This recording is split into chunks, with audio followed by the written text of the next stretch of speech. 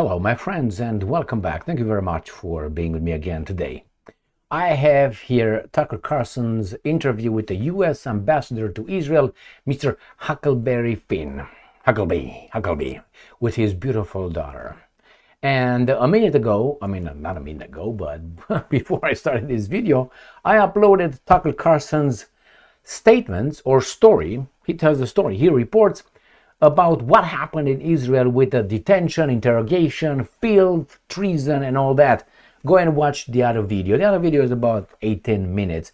This one, it seems to be much longer because the interview is long. I haven't watched the interview, so I'll be watching here with you actually, and I will discuss as much as I could remember at the end. But you know what? I will probably take this right here, and since I still know how to write and read, I will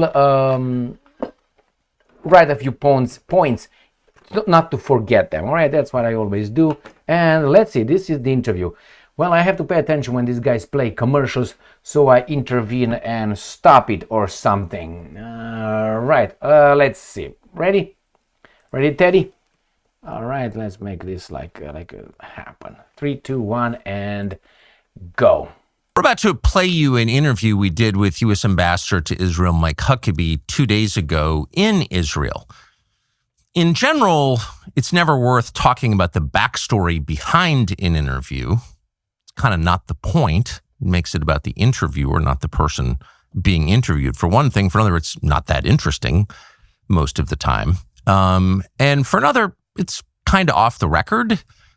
You know, the other person hasn't consented to you telling the story. So in general, we don't do that. Who'd want to hear that? Let the interview speak for itself. But in this case, we want to tell you just a few things about how this interview came about because they are pretty interesting, revealing, and now weirdly relevant, apparently. So this interview with Mike Huckebee came about a couple of weeks ago on Twitter. One of our producers showed me. He said something to the effect of, "You're talking to Middle Eastern Christians, Tucker Carlson. Maybe you should talk to me." Hello, And I paused for a minute. I've thought in the past about trying to interview Mike Huckebee, whom I've known for over 30 years and worked adjacent to at Fox. And I had mixed feelings about it, mostly because it's hard if you're me to interview Mike Huckebee because of just the personal affect. Mike Huckebee is jovial, comes off as friendly. He's a grandfather. When annoyed, I can be nasty in interviews. And so it takes a lot of self-control to interview someone like Mike Huckebee, not because I hate him, but because it's hard to ask him tough questions and not come off as a jerk, which I often am. So, but I thought in this case, yeah, I should definitely do this for a bunch of different reasons. Mainly, the United States is moving toward a big war, a real war with Iran, a regime change war. The biggest war we've had since the invasion of Iraq in the spring of 2003. And Israel is driving that. We are doing this at the behest, at the demand of the Israeli Prime Minister Benjamin Netanyahu. So it seems like now is the time for more Americans to understand the dynamic between the U.S. and Israel and to call attention to that. And for another, Huckebee's behavior in the last year in Jerusalem as the ambassador has been very, very striking. He famously had a meeting with the most damaging spy in American history. And why did he do that? He hadn't been asked by anybody up until 2 days ago, why did you do that? So I wanted to be able to ask him that. And so we accepted and then began the usual negotiations about when and where the interview would take place. And we were constrained because we weren't expecting this. We wanted to do it quickly, but we had tons of travel. So we threw them a date, them being the American embassy. We can do it on this date. And they were very accommodating. And then the question became, well, where do we do it? And maybe a Christian holy site. We said, we've got to get in and out really quick, got to be back to do a bunch of other interviews, but we've got this time frame. They said, well, why don't you do it at the U.S. Embassy? Or maybe we said that. Great, U.S. Embassy. So the U.S. Embassy is about an hour, 55 minutes from the big airport in Israel, Ben Gurion. So we said, okay, what about security? Now, at this time, the Israeli government, the prime minister included, were attacking me in this show. Netanyahu suggested I was a Nazi, for example. And so we thought, how about security? Obviously. not because the Israeli government necessarily would do something bad, because there are a lot of people in Israel who think, because they've been told, that I'm an anti-Semite or a Nazi or want to kill Jews. It's kind of crazy overstatement, all untrue, obviously, but it would be good to have security. And I should say, having done interviews on 6 out of 7 continents over 35 years, I'm not very security conscious at all, never really feel uncomfortable, but this seemed like a prudent thing to do. So we were told by the embassy spokesman, no, we're not going to provide security.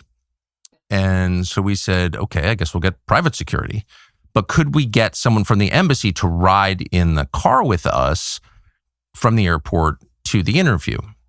And we were told, no. Could we get what they call a control officer, just an American, with us, in an official capacity as an embassy employee with us? No, quote, for legal reasons, we can't do that. So I thought, well, that's very strange. And then they said, but instead, we're turning you over to the Ministry for Foreign Affairs, MFA, and they're going to arrange everything in Israel. Well, this was within 24 hours of the Deputy Foreign Minister, Sharon Haskell, releasing a video calling me an anti-Semite and an enemy of Israel. This was the person who the embassy was telling us was going to handle all of our travel. So it was at this point that I just called. I called the spokesman for the U.S. Embassy in Israel, and I said, okay, I'm an American citizen responding to an invitation from the American ambassador to Israel. And by the way, I'm the son of a U.S. ambassador, so I have some sense, I'm not an expert, obviously, but I have some sense of how this works. And I think that the U.S. ambassador has discretion to send somebody from his office to the airport to accompany someone in. I think that's right. And if it's not right, tell me what law you're talking about, what legal reason you're talking about that would prevent that. And now you're sending me over to a government official who's been calling me a Nazi? That's the person in charge of getting us to the embassy? Like, what is going on here? And the embassy spokesman, who's totally nice, said, well, this was the decision of someone called David Brownstein. He's the DCM, the number 2 guy in the embassy. And I said, well, put him on a text exchange. Like, what is going on here? And so Brownstein got on and didn't answer the question, but basically said, well, okay, let's just do the interview at the airport in the diplomatic reception area at the airport. Okay, I said, we're going to be flying in from Europe, and we had to be in and out really quickly. So at great expense, we chartered a plane, which I never do because I'm cheap. But we did. And so then I said to them, okay, I want to send you the flight information, tail number, flight number, route, and I want you to pass that on to the Israeli military just so, they don't mistake us for an Iranian drone or something. I mean, not to be paranoid, but again, this is probably the most violent country in the world, Israel. Is there a country in the world where a higher percentage of the population has held a gun or shot someone? I mean, I don't know the answer, but this is a country famously waging a 7-front war with all of its neighbors, so this is also the country that bombed the USS Liberty, knowing, we know this from NSA intercepts, that it was an American ship. So don't, just send the military our flight information and, we can all just sort of know it's on the record and we can all calm down a little bit. No, they said. The U.S. Embassy said, no, this is, your flight is not a matter of concern to the Israeli military. I said, okay, now you're making me uncomfortable. Isn't the airspace of Israel the purview of the Israeli military? Aren't they in charge of maintaining the integrity of their airspace? When you fly over the country of Israel or any country, its military keeps track of you because that's their job. So why wouldn't you send our flight information to the Israeli military? They knew it. You're making me nervous. I sent this exchange. I took a screenshot of it and sent it to a bunch of people, including in the U.S. government, because I'm not a paranoid person and I'm not a jumpy person. I said, is this weird behavior? Yeah, it's really weird behavior. All of them said that. So I got pretty aggressive and just said, look, you got to do this. Okay. And they, to their credit, got back to us and said, yes, we will do that. But I just thought that was completely bizarre and menacing, by the way. Now, at the same time, and I think this is relevant, certainly it goes to motive, I was attempting to set up a meeting, as I have been for the past 3 months, with the Prime Minister of Israel, Benjamin Netanyahu, who I've dealt with a lot in the past, and who denounced me as a Nazi in public, a member of the woke Reich. And why was I trying to do that? Not an interview. I knew he wouldn't sit for an interview, but I wanted just to meet with him in person. One, to show that I'm willing to go to Israel. I don't hate Israel as a country. But two, just to say directly to him, this is bad. This should be de-escalated. This kind of rhetoric doesn't help anybody. Calling me specifically, a Nazi and an anti-Semite when you know that I'm not. By the way, if I was, I would just admit it. I've said many times I think anti-Semitism is immoral. It's against my religion, just as hating any group on the basis of their bloodline is immoral. So the new year is here. And so I really pushed hard for this meeting, and I called a lot of people who know him and who are in regular contact with him. In fact, I went to go see some of those people directly. Please, can you help me get a sit down for 5 minutes with Benjamin Netanyahu? And I probably called or met with 6, 7, 8, maybe more people on this question. People in official capacities, people in the Israeli government. I know a number of people in the Israeli government, people in Israel, a friend of mine in California who knows him. I mean, I really, really tried. And I did so for 2 reasons. One, because there was a threat to my family. The Israeli government and Netanyahu himself tried to punish 2 members of my family. I won't be more specific, but actually punish 2 members of my family because he has said in public many times, believes in blood guilt, Amalek. You know, when someone commits a crime against you, you punish not just him, but his family, his bloodline. There's no idea that's less Western than that, more anti-Christian than that. Christians reject that. Netanyahu doesn't. That's why he's talking about Amalek. And he was going after my family, literally. So I felt very threatened by that. That's the way they are. But moreover, I think it's bad for my country to have people using that kind of language. Round them up, bring them to the camps, gas chambers, Nazis, anti-Semitism. It scares the heck out of people. It makes people crazy and hysterical. And certainly in my case, none of that is true. I hate collective punishment. I hate attacking people on the basis of their bloodline. I hate anti-Semitism and anti-white racism and all of this, or any kind of racism, period. And I've said that a lot. So using that kind of language against someone who is not fundamentally your enemy, who just, in my case, I want Christians in areas controlled by Israel to be treated with dignity, to have rights. And I don't want the U.S. government involved in a war, a regime change war with Iran. Those are my priorities, and I've said them out loud. I have no secret agenda.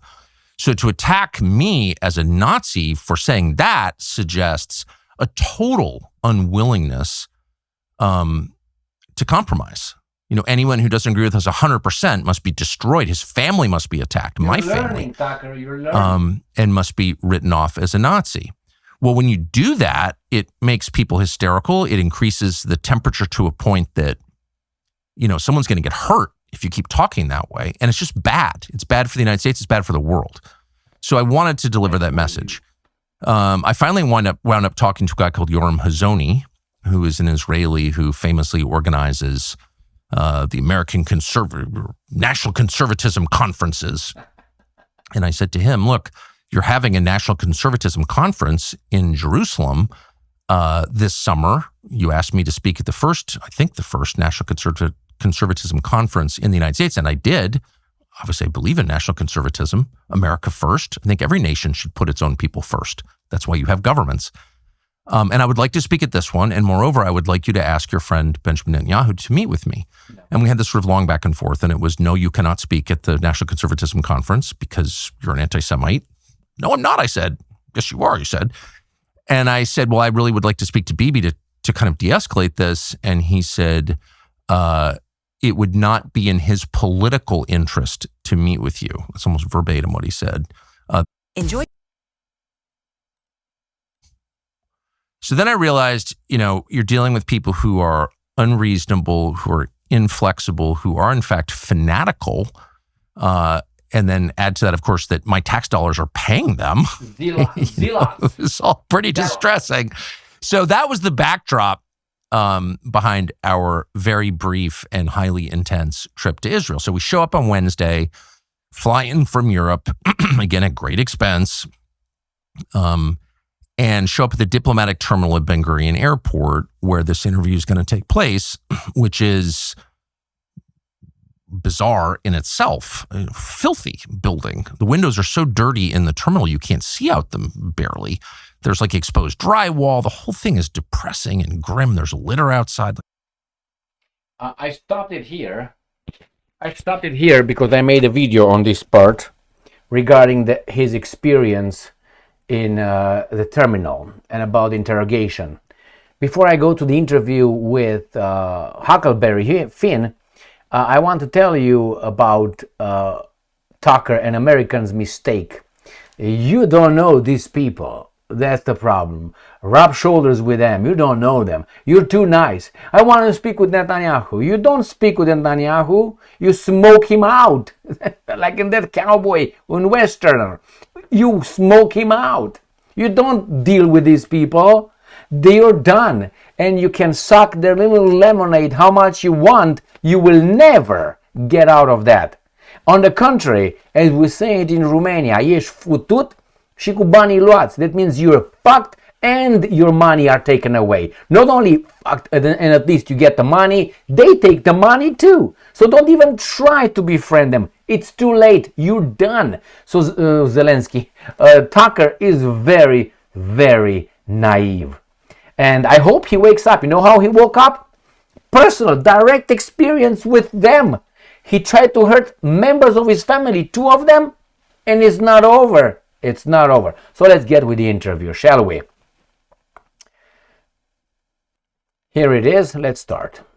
Thank you very much for having us, for inviting me. I was grateful to be invited. Well, thank you. I was grateful because I don't like all the name calling. I've engaged in some of it. I want to apologize for that.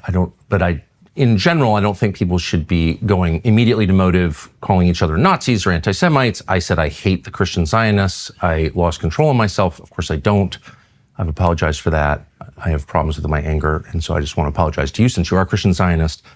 You and I have known each other for over 30 years. Over 30 years. That is totally true. Back when you were in Little Rock. So yes, I was at the newspaper. It's why I wanted us to have a conversation, talk to each other and not about each other. And I appreciate very much you're coming here to. Of course, and I'm only staying a couple hours, unfortunately, because I kind of shoehorned this in, but I hope that I will be back soon, and I hope that I can come back soon, because I actually like, despite what you may hear, I actually like the country. I've been here a lot, and there are a lot of things I love about it, and I want to talk to people in it for like a week.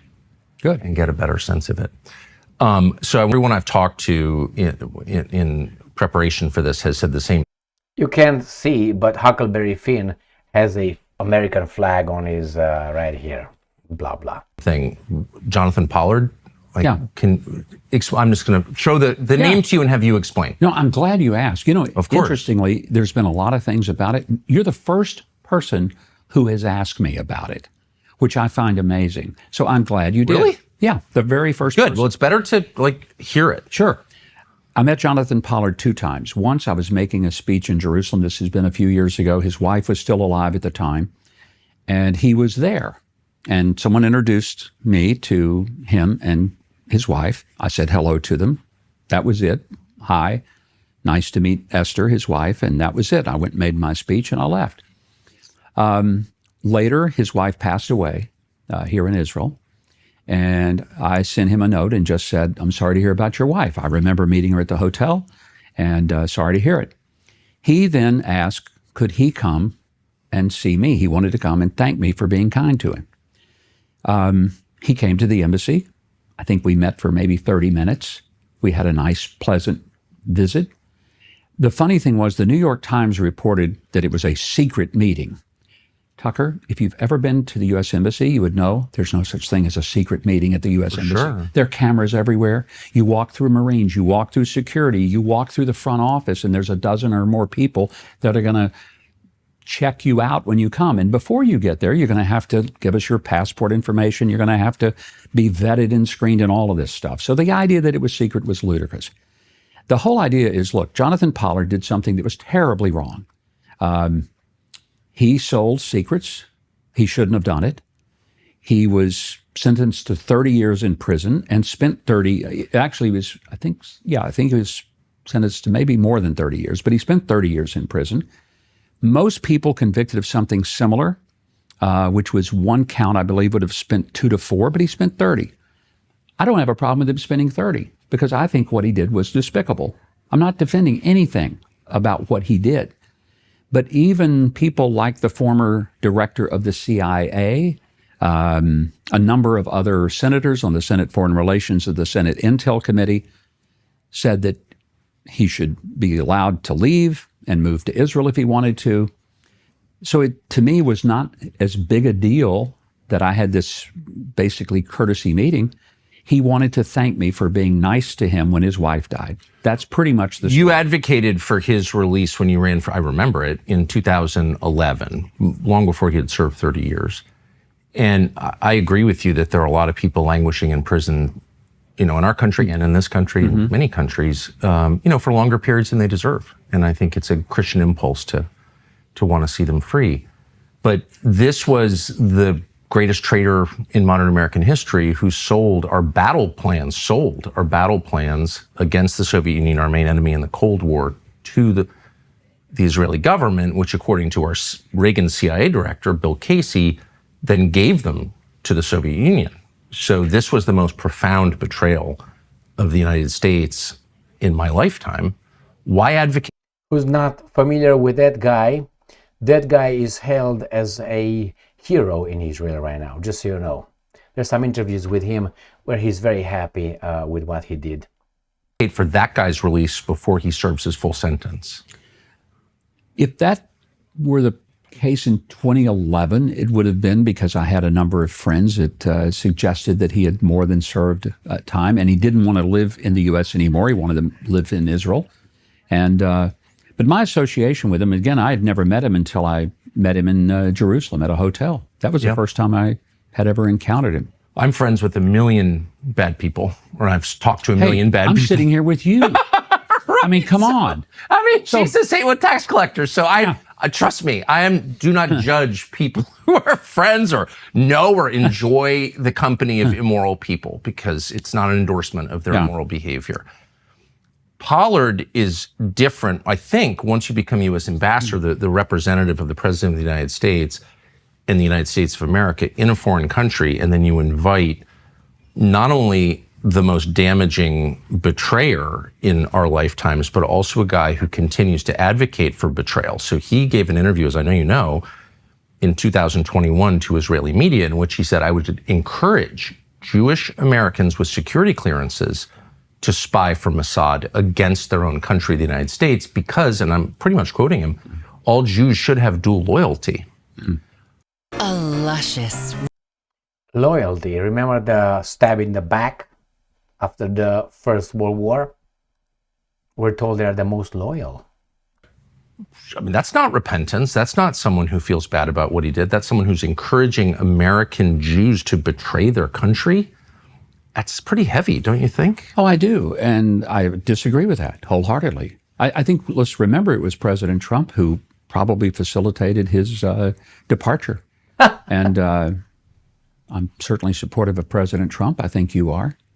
And Pollard's not. He called him a madman after your meeting. That's why I say Pollard is not, for me, the real issue. It was the fact that he did something that was despicable. I'm not denying that. Of course he did. And he paid dearly for it, 30 years in prison, and he should have. That's what he should have done. There's no question about that. But why meet with him in the U.S. Embassy? Your colleagues said they were shocked. They said... Who were the colleagues that said they were shocked? Quoted on Background in the New York Times. I think the meeting was in August. I mean, this could all be fake. That's why I'm asking you. Well, the same New York Times said it was a secret meeting. And I'm telling you, there's no such thing as a secret meeting in the U.S. Embassy. Do you see why the U.S. ambassador hosting a convicted betrayer of his own country who's encouraging Americans to continue to betray their country would seem shocking?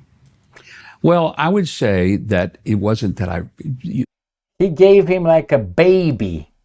You make it sound like I'm hosting a meeting. I simply met with him. I meet with people all the time. Some can just walk in without a... No, they have to have an appointment. Of course they do. Oh, so it is hosting him then, I think. Well, I don't know if it was hosting, but it was certainly, he was able to come to the U.S. Embassy to have a meeting at his request. I did. And frankly, I don't regret it. met with a lot of people over the course of the time I've been here, and we'll meet with a lot more. That's it. So if you Let's see. There have been Americans in prison in Israel. There have also been, and there continue to be, dozens and dozens and dozens of sex offenders, accused sex offenders from the United States who fled to Israel, including one recently, an Israeli government official who was caught trying to molest a 15-year-old girl and fled to Israel and is not going back to the United States to stand charges for attempted molestation of a child. Have you advocated for the Israeli government to return him to the United States? I'm not familiar with that case. It has not come to us at the embassy. So I'm not aware. Is this the person in Nevada? That is correct. Okay, I in heard Clark about County, I would imagine so. Yeah, I heard about it, but I heard about it through open source media. It was never something that was presented to us, but I would have no problem with him being extradited back to the U.S. You're the president's and our country's representative in the state of Israel, so I think it would fall to you to advocate with your friend, the prime minister, to say, wait a second, we have a very close relationship. We're obviously the single largest source of outside funding for this country. How can you take an accused child molester and shield him from American justice, send him back to the United States? Have you ever had that conversation? No, because the prime minister would not be the proper person That may be in right. Israel Pardon my ignorance. that would deal with an extradition. It would go through their court system. Okay. And so the prime minister is separate, very similar to what we have in the U.S., where there is a separation of powers. So it would go through something other than the prime minister. Have you advocated to the courts, to judges, to anybody in the Israeli justice system? There has never been a request for me to engage in that. I would be happy to do it if the White House sent a message to me. I do work for the president. I serve at his pleasure. If anyone at the White House were to say to me, would you please go and make a case for it? But probably if that were to happen, it wouldn't come through the embassy as much as it would likely come from the Department of Justice at the U.S. in D.C. They would make the request. They might involve us, but they very likely would not. Does it seem strange to you that people accused of child molestation in the United States are allowed to have refuge within the borders of our closest ally? How that doesn't make sense to me.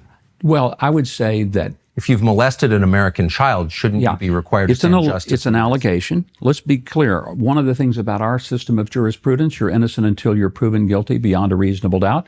So if the charges are there, should he be extradited? I would say so. The charges are there. Yeah. Okay. So they should be. But that's a Justice Department decision, and they're the ones who should be pursuing it.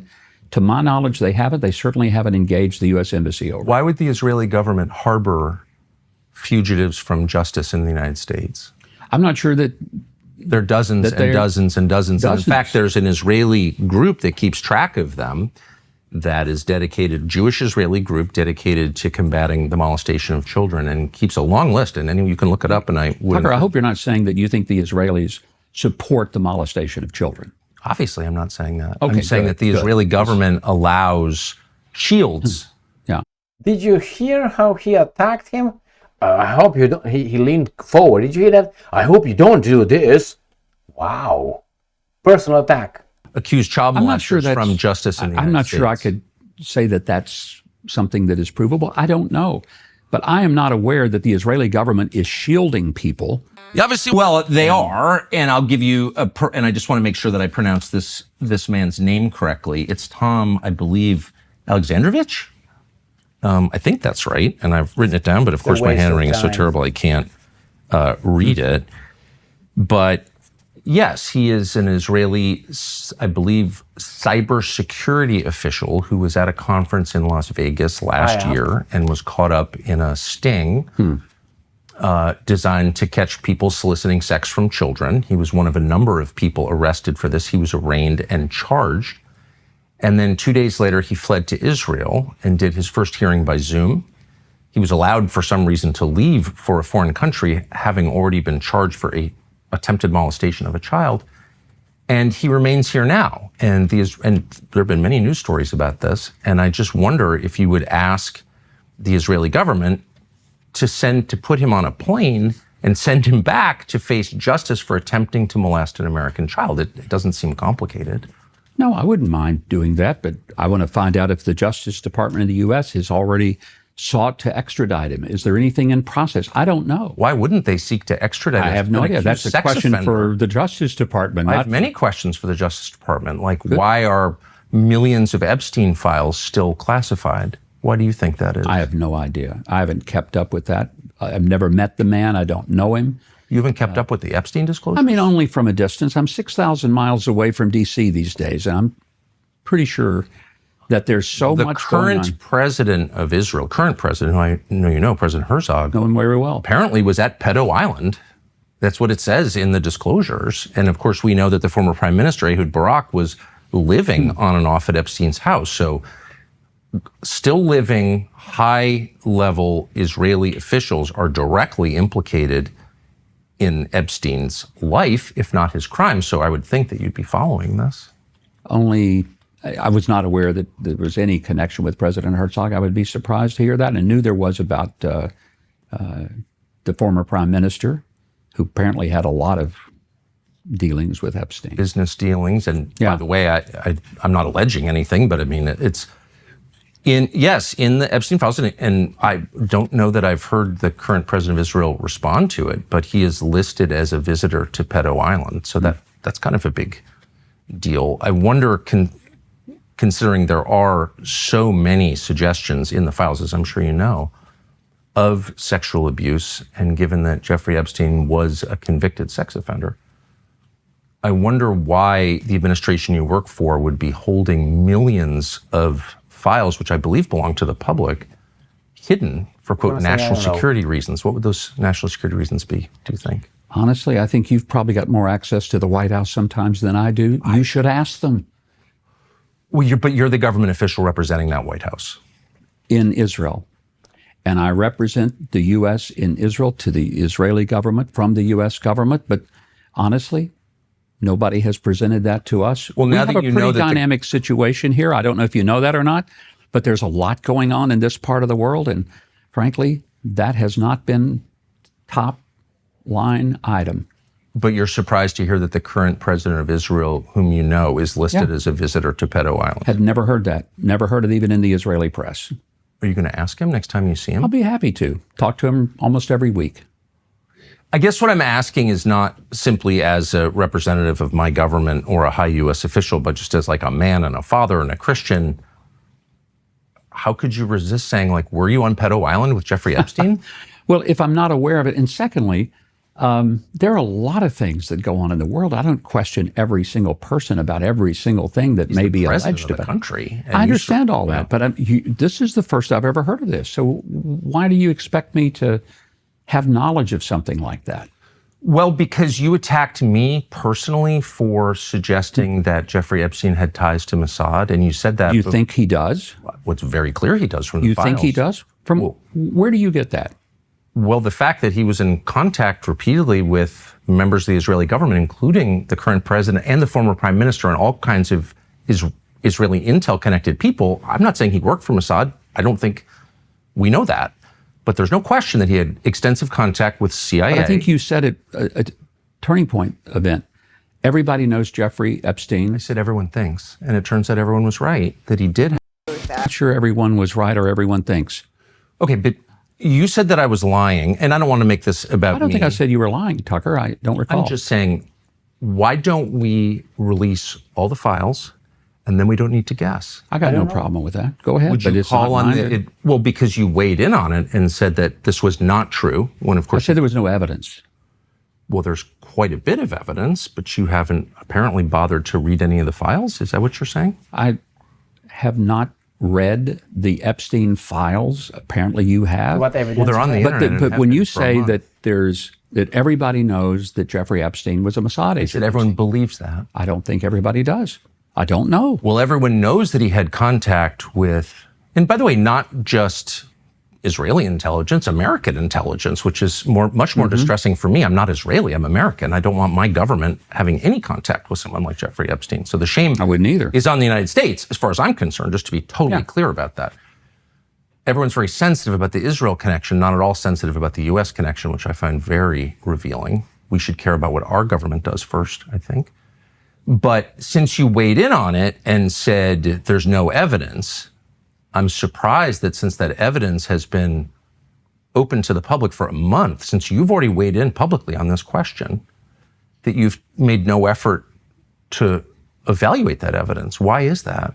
I just told you, I was certainly not aware that there were some specific allegations. I knew about the former prime minister, but I don't know him. I'm not sure I ever met him in my many times. You know, I've been to Israel over 100 times since 1973. The first time I came here was 1973, July. And it's almost 53 years of coming and going to this country. So I know the country well. I know a lot of people here, but I don't know everything, and I don't know everybody, but I do a lot of people. Of course, no, and I can see your love for it, and I think that's great. But I'm talking about the U.S. government and its responsibility to, you know, there's a lot of complaint about conspiracy theories and everyone, you know, he's a hater. Everyone's assigning motive. But there's a way to end these conversations very quickly with facts. And I'm highly confused by... Have you brought this up to the president? I mean, no, I don't work for him. I've said this many times. I know you don't public. work for him, but you go to the White House and you see people there. You and J.D. Vance are very good friends. So have you brought this up to them? Because I have brought this up in public many times. It's not on my portfolio, but apparently it's very strongly on your mind. And I'm just thinking you should deal with it. Child molestation is a significant concern for me. Well, it should be for everybody. But if there is a charged child molester. But I'm saying if you are very involved in the details of this, I'm not. And you think it's the U.S. government that's hiding and shielding somebody, then bring it up to the people that you personally know. I don't think that. I know it. Because the Justice Department has said we have millions of documents we're not releasing. Why are they not releasing them? I'm asking you as a U.S. government official what the answer might be. I'm a government official at the embassy in Jerusalem that has not one thing to do with the Justice Department and what they're investigating on any given day. Again, unless it involves... And I don't want to argue or talk in circles, but you were the one who brought it up and said it's absolutely not true. I was only responding to what I heard you say. Okay, but now that you know there's evidence and we can settle this debate, you haven't looked at the evidence and you're not pushing for the release of the total corpus of evidence. And I'm confused because I want to believe that your goal is to get to the truth, and the fastest way to do that is by releasing the evidence. Don't you think? You suggest that I can release the evidence? I'm suggesting that you could call for it right now. Well, fine, call for it. Let's have it all open. I thought it was being all opened up for everything I know. Once it's open, I hope you'll read it because it's really interesting, and then it puts to rest a lot of the debate, and it ends the name calling because we can say, here it is right there. And we don't have to call people names. We can just assess the documents. Let me ask you. But you bring it up. I hope you will bring it up to people at the White House. I'm bringing it up right now. I'm bringing it up now. And I'm asking, I just want to say this one last time, as the U.S. ambassador to Israel, I hope that you will make a formal request to the Israeli government to send every accused sex offender in this country back to the United States to face justice. And I don't understand why that hasn't been done. I'm confused. Well, we'll try to clear up all the confusion that we have. Well, if someone's been accused of trying to molest a child, I think it's... Then certainly, and I'll check with the Justice Department because it is a DOJ issue and it would be handled through DOJ, the U.S., to the court systems in Israel. That's how it would be handled.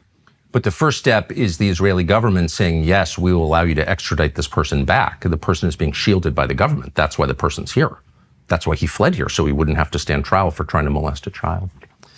I want to get to as I said at the outset, I said something awful that I regret that my wife barked at me about. I lashed out at Christian Zionists and evangelicals, and I just want to say again that I'm sorry.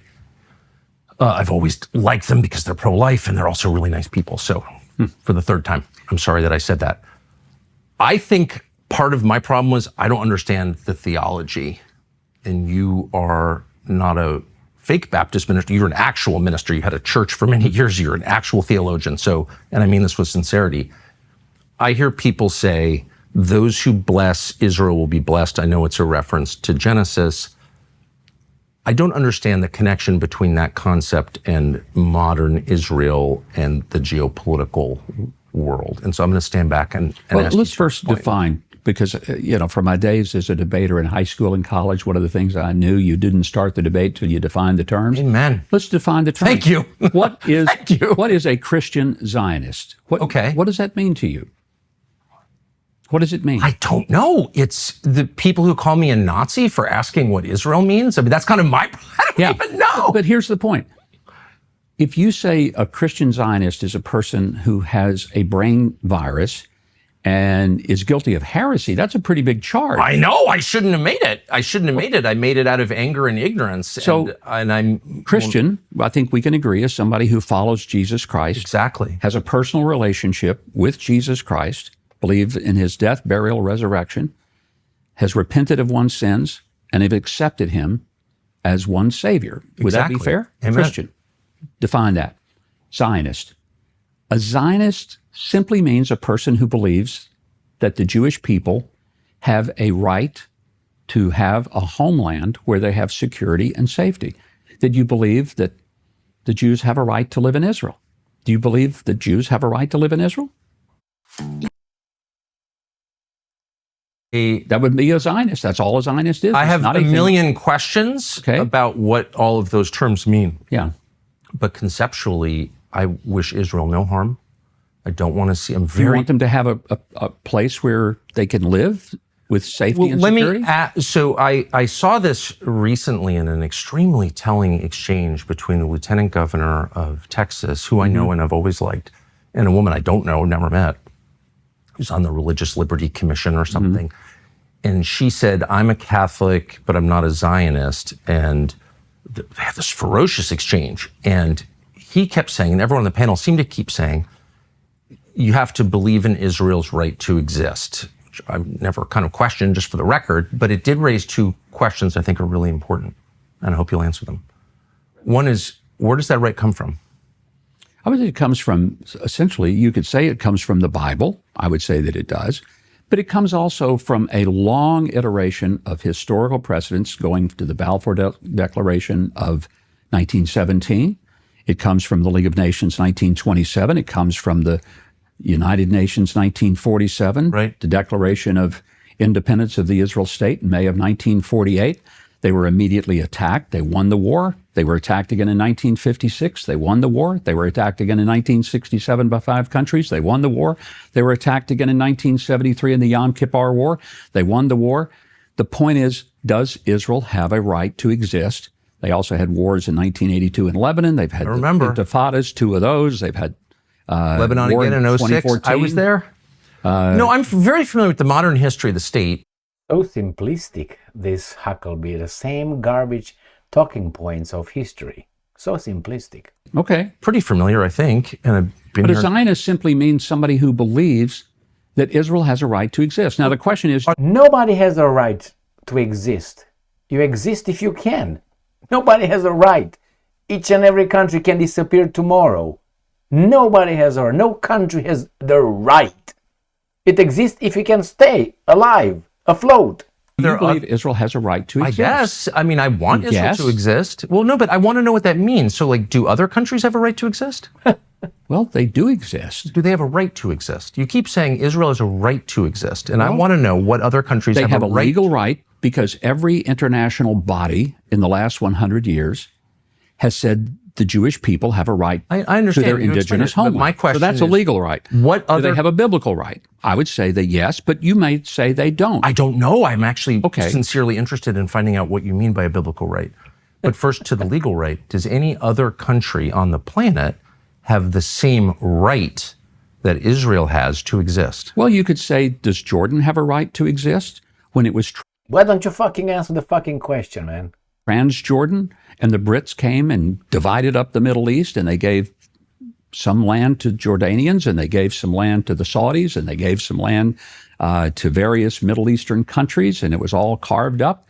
And the French gave Lebanon its right to exist. Do they have a right to exist? Do they? Well, why not? Hello, every country... Does the U.S. have a right to exist? I'm asking you. Okay, and I'm telling you, I think the U.S. has a right to exist. Okay. We came here. We came there. We're in Israel now talking. But does the U.S. have a right to exist? Does anyone question whether we have a right to exist? Yeah, but of course, I'm for America, Good for you. But so every current country on the map has the same right to exist that Israel has. Is that what you're saying? I think what we're saying is that when a country has established itself, Yes, or was and it yes. is following international law, it has been deemed by numerous bodies that it is indigenous to its homeland, as Israel is. This is its homeland. It goes back 3,800 years to the time of Abraham. It's not that According to the Bible, written by them. Well, hold on. Now I'm the getting Jewish people just showed up here in 1948 and said, we're going to have some land. Hold on. here." So those are two different tracks, and I just want to make sure that we separate them so I understand each one separately. All right. So you're saying there's the modern legal framework, and so you said a country that abides by international law has a right to exist. I would say that is a part of its existence. Would the inverse be true that a country that does not abide by international law forfeits its right to exist? Not necessarily if it has the capacity to stay and make its case known. But there have been Jewish people in this land, but that's in a this separate- very land, for 3,800 years. Okay. So, but you're saying as the modern nation state with borders and a military and a Knesset and just all the kind of trappings of a modern country, all of which I support, that country has, every country on the planet has the same right as Israel to exist because it does exist. Is that what you're saying? I'm just trying to understand the concept here. Well, I think what we're trying to get to is Christian Zionism, and you've taken this way off the road I don't here. know that I have. I don't Yeah. mean to. Christian Zionism is a separate thing, but I just keep hearing people say Zionism is the belief That's that the fundamental argument that's going on. Does Israel have a right to live in their indigenous, ancient, historical land, a land that has been affirmed throughout international organizations, a land that has direct ties to the Jewish people? I just want to know if this is a universal principle. I guess that's Yeah. what I'm getting at, because if it's not, then it's meaningless to me, because as a Christian, I believe in universal principles. Something is right for everyone or it's wrong for everyone. If the We Jews don't didn't- believe in special But cases. here's the I don't question. think. If the Jews didn't have this land, would the Jews have a right to any land?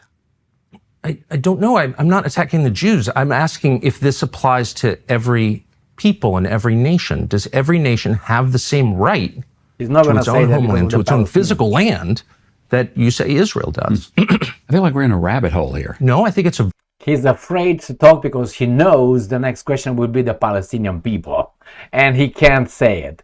very straightforward question. but- Does that right extend to other countries other than Israel? But the most important thing that is going on in our culture right now is whether or not the people that are yelling in the streets from the river to the sea, whether that's a legitimate point of view to say that there should not be a Jewish homeland. There should Did you hear? He said it's most important what happened in our country. Bullshit. I don't care about it at all. not be I'm not a Jewish You'll state. never hear me say period. that. I just want to No, know. I know you haven't said it, but if that's the argument. It's one of the arguments going on globally. And the United States, excuse me, has a pretty narrow view, I would say, in our media culture, of what's happening around the world. There are plenty of countries having this debate. Stonehenge is a lot older than the first temple in Israel. And it was built by the same people who live there now. It's the same people. And they are being pushed off their island and outnumbered by people from other places. And so in Great Britain, in Ireland, which is also a country with a nation of people, a race, if you will, that is being displaced, replaced, Who are they being replaced by? immigrants Okay. from other places. I just wanted to clarify because I was one of the.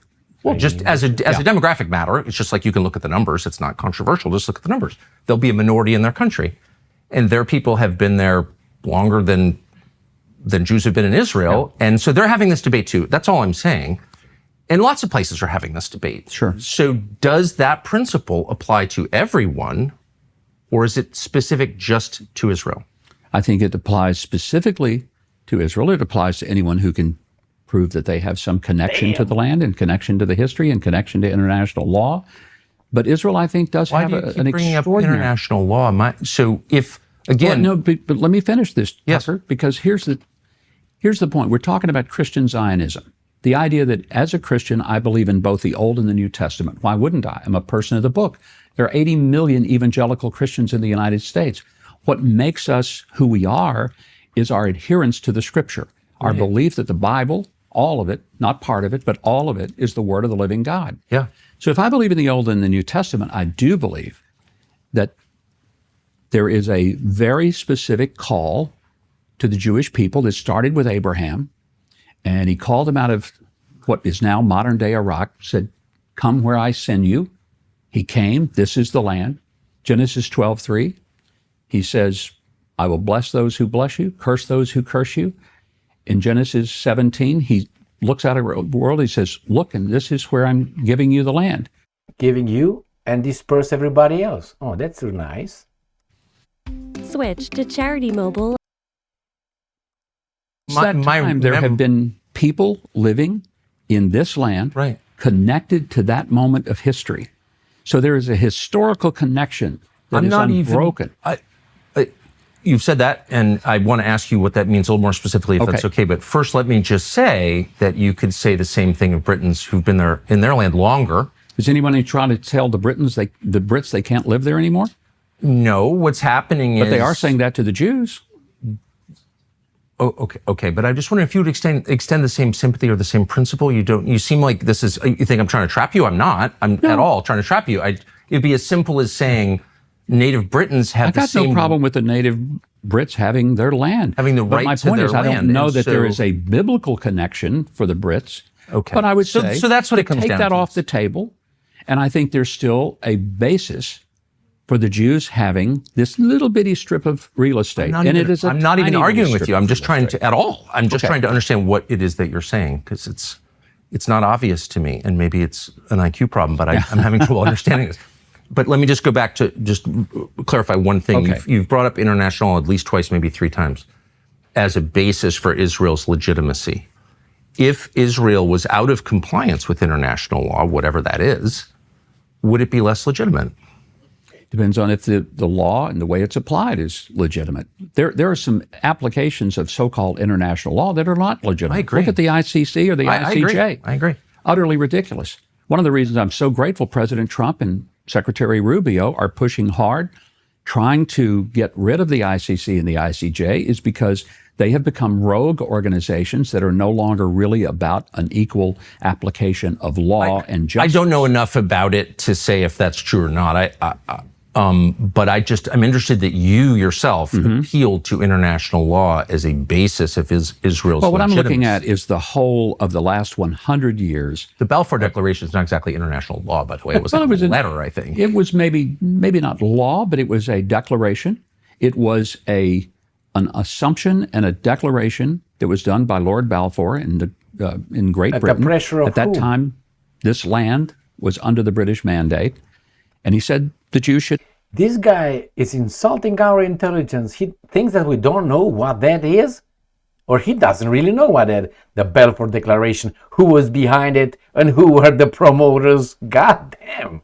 Have the land that was theirs from 3,800 years ago. It was simple as that. Right. And I'm not debating that. I'm just...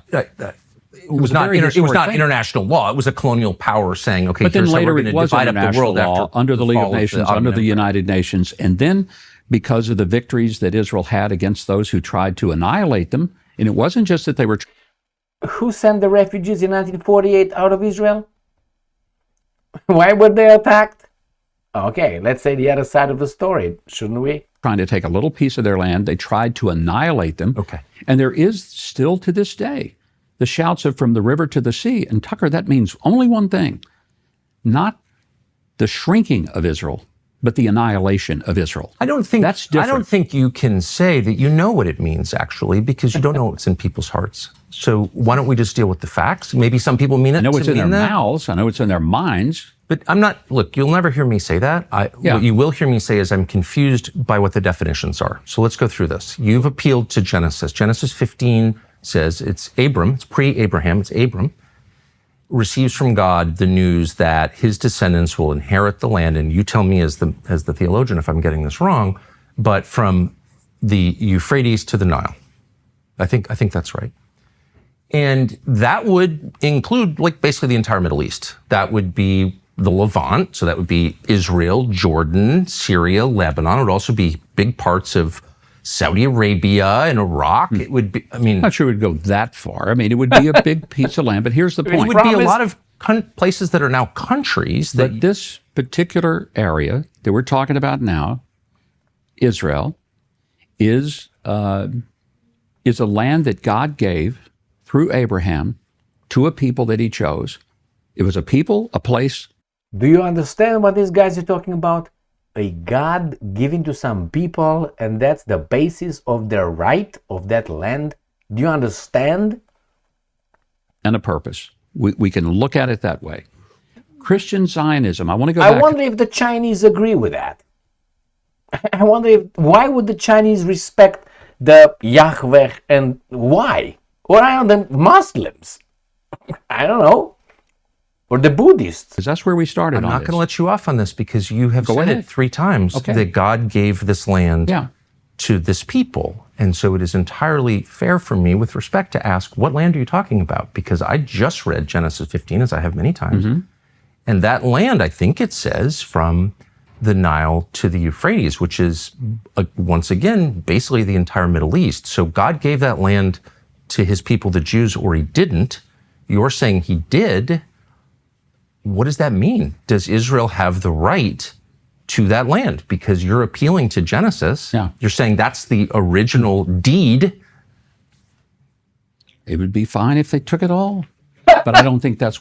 Hit, stand, or double. That's fantastic. about here today. What would be fine? Well, it's exactly what we're talking about today. But here's what I don't think you think it would be fine if the state of Israel took over all of Jordan? They don't want to take it over. They're not asking to take it over. But you're saying that the reason that Israel is legitimate, has this inherent right to exist, is in part because God gave it to his people. And I am going to the same Bible that you're referring to and noticing that that is a huge piece of land. So if God gave them that land, then they have a right to take it now by your definition, unless I'm missing something completely. Well, I think you're missing something because they're not asking to go back to take all of that, but they are asking to at least take the land that they now occupy, they now live in, they now own legitimately, and it is a safe haven for them. Well, but may I ask though, as because you're explaining what Christian Zionism is and your theological beliefs. And you think you just said it would be fine with you if the state of Israel took all of Jordan, all of Syria, all of Lebanon. That's really not exactly what I'm trying to say. I'm asking, Tucker. Is that what you said? I thought that's what you just said. It was somewhat of a hyperbolic statement in that, if that's what you feel like that we're talking about, but it isn't. We're talking about this land that Israel, the state of Israel, now lives in and wants to have peace in. They're not trying to take over Jordan. They're not trying to take over Syria. They're not trying to take over Iraq or anywhere else. But they do want... Didn't they just take over some West Bank things and Golan Heights and against the UN resolutions? Protect their people. No, they're not trying to take over Lebanon. But you're saying that as a religious man, as a Christian Zionist, you agree with a lot of religious communities here in Israel that the justification for this country is theological. It's a contract between God and his people. And I'm telling you that contract includes a tract of land that is... Why are they talking about this stupidity, man? Still unbelievable. 21st century. And still Zeus with his thunderbolt. Much larger than the current nation state. So you may be a bigger Zionist than even the Jews are that live in Israel. I'm trying to understand the implications of your theology for geopolitics. Because you're saying that the present government of Israel has a moral right to take over what are now other people's countries. No, I didn't say that, Tucker. Then what are you saying? I'm simply saying that the people who live in Israel, I think, have a right to have security, have safety. They have a right to be able to live in this land that they have a connection to for 38 years. I told myself, and I said a prayer that I would not get annoyed, but as someone who is, the father of daughters, when I see child molesters hiding in Israel and escaping American justice, I think I have a right to safety in my country too. So you can understand that I think most people feel they have a right to safety. I do think Israel has a right to safety, and I hope that for them, and I'm sincere, but I'm an American, and I have a right to safety in my country too. Of course Don't you do. agree? And I think, So, but I just want to get to this point. If Israel were to say, God gave us in Genesis 15 all of Lebanon, all of Syria, all the way up to Iraq, would that be legitimate in your view? I don't think in this particular day and time they're asking for it. Would it be legitimate? I'm not sure that it would be. Why? Because you just said that God gave it to them. Because I think that there is an understanding that the people of Israel today, now if they end up getting attacked by all these places and they win that war and they take that land, then okay, that's a whole nother discussion. Did you hear? So that means if they figure out how the other guys can attack them and they take over the land, that's okay. Did you hear that? So you can make the Lebanon and these guys attack them somehow or pretend they attack you and take over the land. It's acceptable to keep the land against the Geneva Convention, by the way. Discussion. But you and I started out. We started talking about something simple. Christian Zionism. It turns out it's now you, because the core of Christian Zionism, you said, and I'm quoting you, is the understanding, the belief, the theological understanding that Jews have a moral and legal, we went through the legal, biblical, moral deriving from the biblical, from the promises in our Bible, which we share with the Jewish people, the first part of it, the Old Testament, that it derives from God's promise to the Jews. And so I have two questions. What are the borders of that? And who are those people in 2026? And you're not the first person I've asked, but you're the most reasonable, most gentle, most theologically informed person. So I'm really hoping for an answer. Yeah. The first question was the borders. I can't get an answer. Yeah. Those borders are. So I'm going to give up. But the second question is every bit as pressing, which is who are the people? Who are the modern, who are the descendants? So we know, and I believe, and I agree with you as a Christian, that God promised this land from modern day Iraq to modern day Egypt to this people, the Jews, to Abram's, actually not to Abram's descendants, as it says in Genesis 15. Who are his descendants now and how do we know who they are?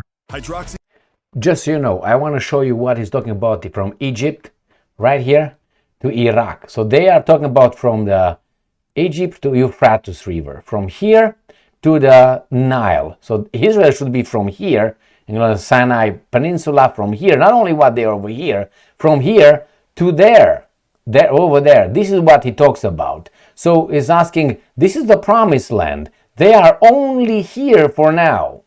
Okay, just so you know. How do we know who they are? I think they're the Jews, and we know who they are because they've always been a Jewish people. There has been an unbroken line of Jewish people, and they've lived in this land for 3,800 years. Sometimes not very many of them, because they were chased out all over the world. They were hunted down. They were almost annihilated during the Holocaust. They came back. To this day, Tucker, they represent, you know how many Jews there are in the whole world? Please, No, I understand. First of all, the greatest genocide of Jews no one ever mentions was by the Romans, where they were literally banned from Jerusalem for 500 years. Yeah, of course. And it's all awful. And I'm opposed to all of that. I'm opposed to mass killing of anybody, period. I'm opposed to hear killing. you say that. I mean it. Yeah. And I hope I we can believe agree that. on that. I believe that. My question is, and it's not a bumper sticker answer, it's a sincere answer, how do we know? Because what you're saying is that certain people have a title to a highly contested region. They own it in some deep sense. So I think it's fair to ask, who are they and how do we know? So the current prime minister's ancestors weren't from here within recorded history. He has no deed. Bibi Netanyahu, on one side, his family's from Poland. They're from Eastern Europe. So how do we know that he has a connection to the people who God promised the land to, Abram's descendants? How do we know that? Well, if you take the genealogies that come not only from the Old but the New Testament, you see that there is a historical connection through the entirety of the Old and the New Testament that details the Jewish connection to this land. Does that include Bibi's family? How do we know that if his family they were scattered? But how do we know it's the same people? Why is that crazy? If If you say to me, if they speak the same language, if they worship the same God, if they follow the same Bible, if they follow the same cultures and traditions, and they always pray next year in Jerusalem, and they pray for the peace of Jerusalem, and they pray facing toward Jerusalem, does that not give you a little bit of a clue as to who they are? Let's go through those things, because I would like to have a rational. This is a conversation I've wanted. Bless you. Thank you for doing this. Let's just go through those things. Okay. Yeah. So one of the things I admire most about Israel is they resurrected a dead language in 1948. Good for them. Well, they really didn't resurrect it. It was existent. Okay, I'm not. That's a compliment. I'm not slighting. No. But it is the first time in all of human history that a language has survived through this length of time. It's. I would call it. You might not, but I would call it a miracle. One of many. Okay. That you can attribute to this. I think it's wonderful as someone who loves language. Netanyahu's parents did not speak Hebrew. Okay, they didn't live in this region. Netanyahu, the founders of this country, were mostly secular. Some of them were avowed atheists. They were not praying for the peace of Jerusalem. They weren't praying at all because they didn't believe in God. There's no genealogy linking their families to the people of this land 3,000 years ago. They're not. So how do we know, since they didn't share a language, they didn't share a religion, they had no religion whatsoever, how do we know that they had a right to come here from Eastern Europe and but they were scattered. Take the land? They were scattered to Eastern Europe. They were scattered all over the world. There were many in Ethiopia. They were in Russia. They were in Poland. They were throughout Asia. Jews were all over the place, but they were still Jews. But they were still Jews. Okay, so then let me get to the nub of the question, since again, a lot is at stake, a lot of money is at stake. Land is very valuable. Israel has a lot of resources. By the way, if you're accused of a crime, you can hide here. That's a pretty good passport to have. It's a good thing, right? So who's entitled to it? I don't understand, and you're very discouraged in the United States from asking this question for some reason. It's a totally rational question. I'm not discouraged. No, you're not discouraging me. Others do. You're like the only person I can have this conversation with. Everyone's... It's a foundational question. Are you speaking of an ethnic group or a religious group? Well, I think you're looking at, for many people, it is religious. There are people who may not have a deep religious connection to Judaism, but they're still Jews. Okay, so it's an ethnic category. It is ethnic, but it is also religious. It is rooted in religion. You can't take it out of it. Now, that means then how can an atheist... Well, I will tell you this. There are some people who say, I'm Christian. They never go to church. They never pray. They never read their Bible. They don't tithe. But they're not entitled to citizenship on the basis of that. Well, they're but not I'm saying entitled that to... They still call themselves Christian, even though they identify in that way. Here's the difference. You're saying that people who have this identification have a deed to a huge chunk of land on the Mediterranean, okay? So there's, it's a right. You keep telling me it's a right. And so it's totally fair to say, if you come to my house and say, I've got the title to your house, I get to ask, may I see it? Where'd you get it? And that's exactly what happened here. People from Europe, Eastern Europe, came here, in a lot of cases atheists, and kicked out a lot of people who lived here. They bought land. Well, but they did not just throw people out. They bought a lot of land. There's no question about that. They did buy a lot of land. But they also, in 1948, kicked out a lot of people. In the war. It was a war. I agree. Yeah. I don't want to relitigate the history. I'm just saying it's a fact. Okay. Including a lot of Christians wound up fleeing, and they lost their homes, and they've never been allowed back. And all of this was justified on the basis of this identity that is the ticket to the right that you keep referring to. So my question is very simple. I'm going to wait patiently for an answer. Does this right derive from religious affiliation or from genetics? And I would say it's both.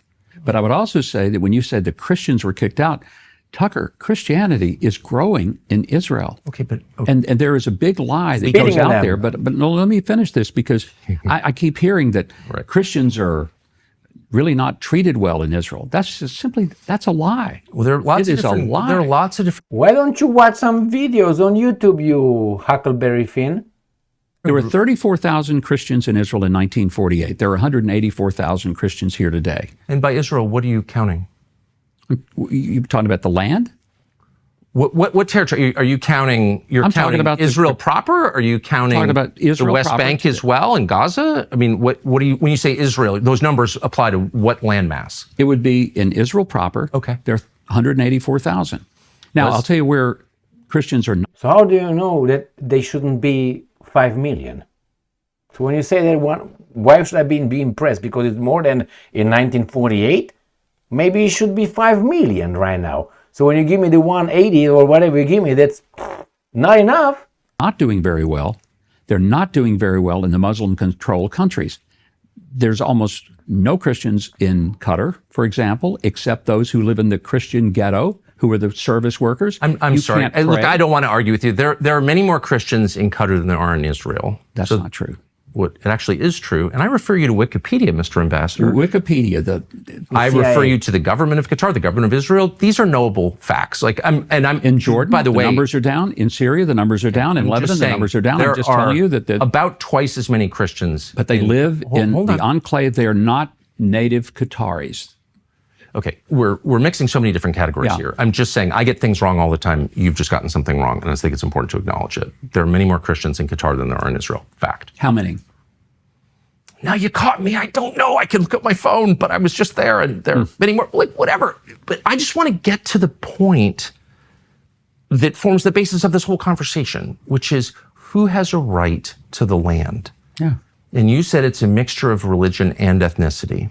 Because as I noted, and you agree, many of the founders, maybe the majority of the founders of modern Israel did not believe in God at all. So they were not religious Jews. They weren't religious at all. They were atheists. They said they were atheists. I believe them. So that suggests it's ethnic. But it's also true, as you well know, because there's a famous court case about this, that ethnic Jews who convert to Christianity do not have the right of return. That was settled by the Israeli Supreme Court. I'm very confused. So that would suggest it's not ethnicity, because you invalidate your Jewishness by converting to Christianity? There are a number of Messianic Jews who live in Israel.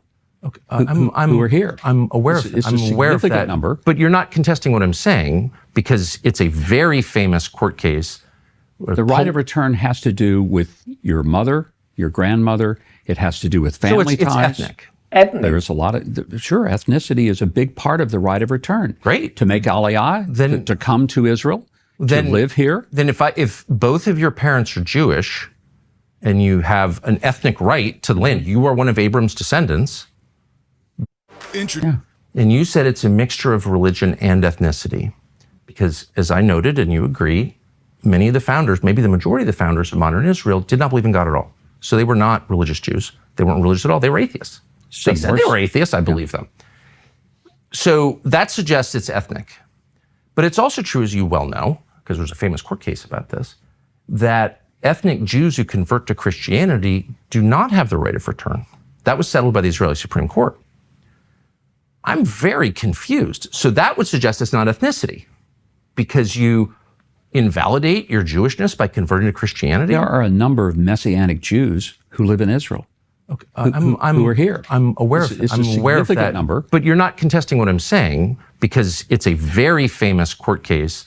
The right of return has to do with your mother, your grandmother. It has to do with family ties. It's ethnic.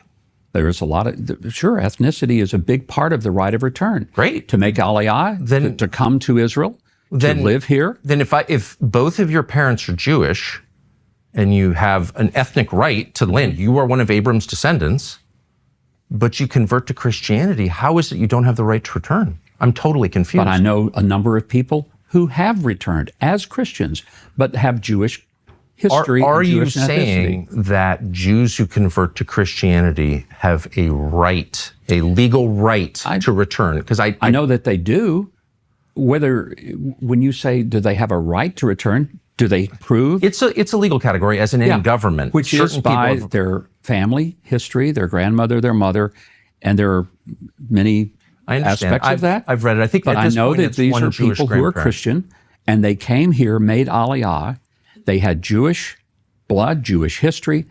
They were Christian, Messianic, but they came here, and they were welcomed here. And they were given full legal rights. Absolutely. And a passport. Yeah. So clearly, it's not true that you invalidate your right of return by converting to Christianity. That's just false. I'm not aware of that. I know that there are a number of Christians here. I go to church with Christians every week here. Of course. And but do you have a right to come and say, I am an ethnic Jew, even though I practice Christianity, therefore I have every bit as much right to move into a settlement in the West Bank or into East Jerusalem or anywhere I want, Galilee, anywhere, because I'm returning to the land of my forefathers. I have a legal right in the state of Israel, even though I've converted to Christianity. You're saying that's true? I'm saying I know people who've done it. Now, can I tell you what the law specifically is? Yeah, you should. I'm not sure. Well, it's really I'm a significant. Christian. I don't have any Jewish roots, so therefore I cannot quote you the law. If you want me to do that, I'll look at it. Well, it really matters because you're saying, in fact, people in the United States are being called anti-Semites. A lot of them, including me, because they somehow don't believe that Israel has a right to this land. Do you think Israel has a right to this land? No, you haven't defined what the land is, and you haven't defined who Israel is. So I really don't know. It is the land they're living in now, the borders that they have. The borders are moving. The borders have moved in the last year. What do you mean the borders have moved? Well, they are the 1967 borders. I'm including, the East West Jerusalem and Judea and Samaria. What are the borders of Judea and Samaria? Well, you basically take the Jordan River, and it's west of the Jordan River to the Mediterranean Sea, to the Lebanon border. And Israel did have control of the Sinai. They gave that to Egypt. They had control of it. Right. They gave it away in 1979 in the peace agreement. Whatever you call it, the land that was taken from Jordan in 1967, you call it Judea and Samaria. There's a significance to that I don't fully understand. I'm not against it. It's the biblical. It's the biblical. 80% of the Bible happened in Judea and Samaria. But we've also established that the Bible gives Jews the right to occupy the land from the Nile to the Euphrates. So I'm very confused by why we've shrunk the land and why we're Israel has shrunk the land. They have made that decision. Okay. That's why they gave away Gaza. They gave away the Sinai. Now's the part They've for given the away real a lot of things. Abram's descendants are the ones who have the right to have this land, correct?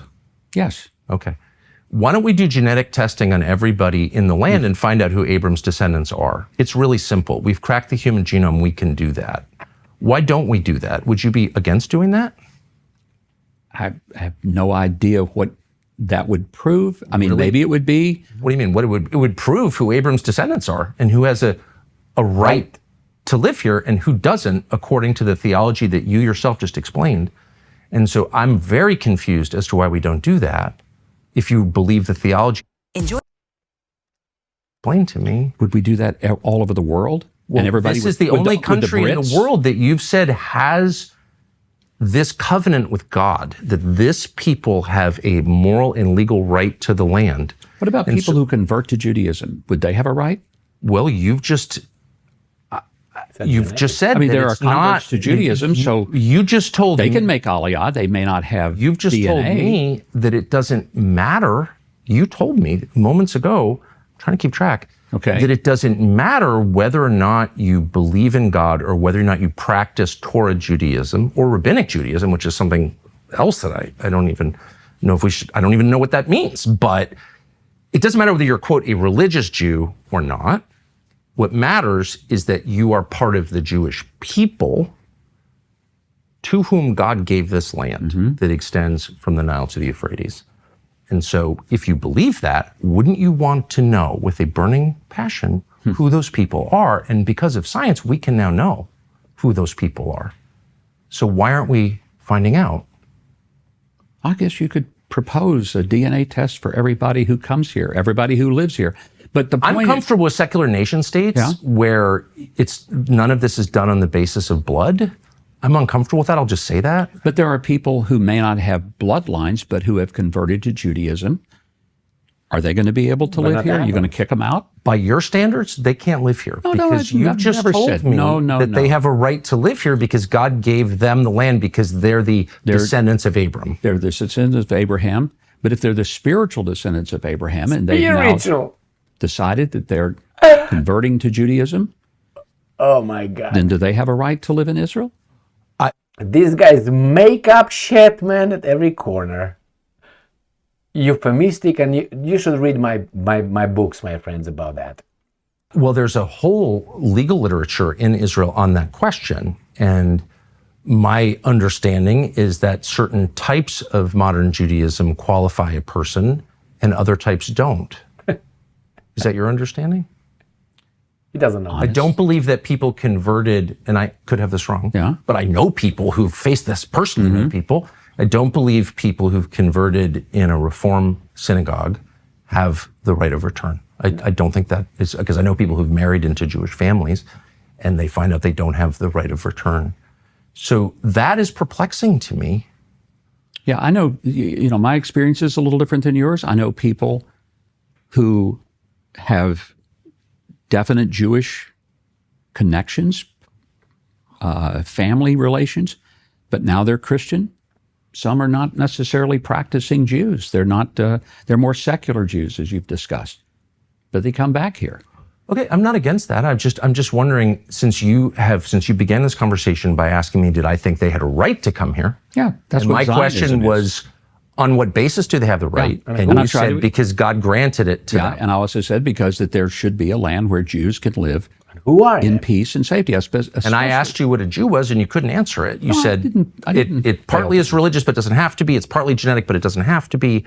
And so that you can see why I'm confused. I think I was very clear that being Jewish is an identification either through blood or through faith that you're Jewish. Or It may be that you're a blood Jew, but you don't necessarily practice Judaism, just like there are people who say they're Christian, but they don't do a thing to demonstrate what Christian There are a lot of means. bad Christians, including me some of the time, a lot of the time. But I don't have a right to real estate on the basis of my claim of You Christianity. don't have a right to real estate if you're talking about a specific parcel. But if you're talking about a land, I think what we're talking That's about real is estate. That's all I'm, Yeah, all I'm saying. and So- there was a designation to the family of nations of the world that there would be a Jewish homeland. Let's get to that point, because I think you've taken us on several trails here, and I'm not sure we can follow them all. But is there a reason that the Jewish people that represent, and I want to get back to this because you didn't let me finish a while ago, they represent 0.2% of the world's population. In the entirety of the world, there are about 16 million Jews total, and 8 million of them live here. The rest live mostly in New York or South Florida and a few other places. Okay. So this is a small population of people. They have connection to this land, historically, biblically. Do they? I'm waiting for Tucker to start talking about Palestinians. Yes, they do. If Bibi's family, we know they lived in Eastern Europe. There's no evidence they ever lived here. He's not religious. But in what sense ancestrally- but how do we know ancestrally- that? Do you have his family tree? No, we don't. Do you? He doesn't. So no one does. That's the point. But So if how do there we is- know that he but has any if they connection are to this land at Jewish- all? There's been a practice of Judaism and a connection to the language, But the he Bible, doesn't- the land. His ancestors didn't. He doesn't practice Judaism in any rigorous way. His ancestors didn't live here. They didn't speak the language, and there's no evidence they ever lived here. So on what basis does he have a right Very to be much here? speaks the language. He has fought for the land.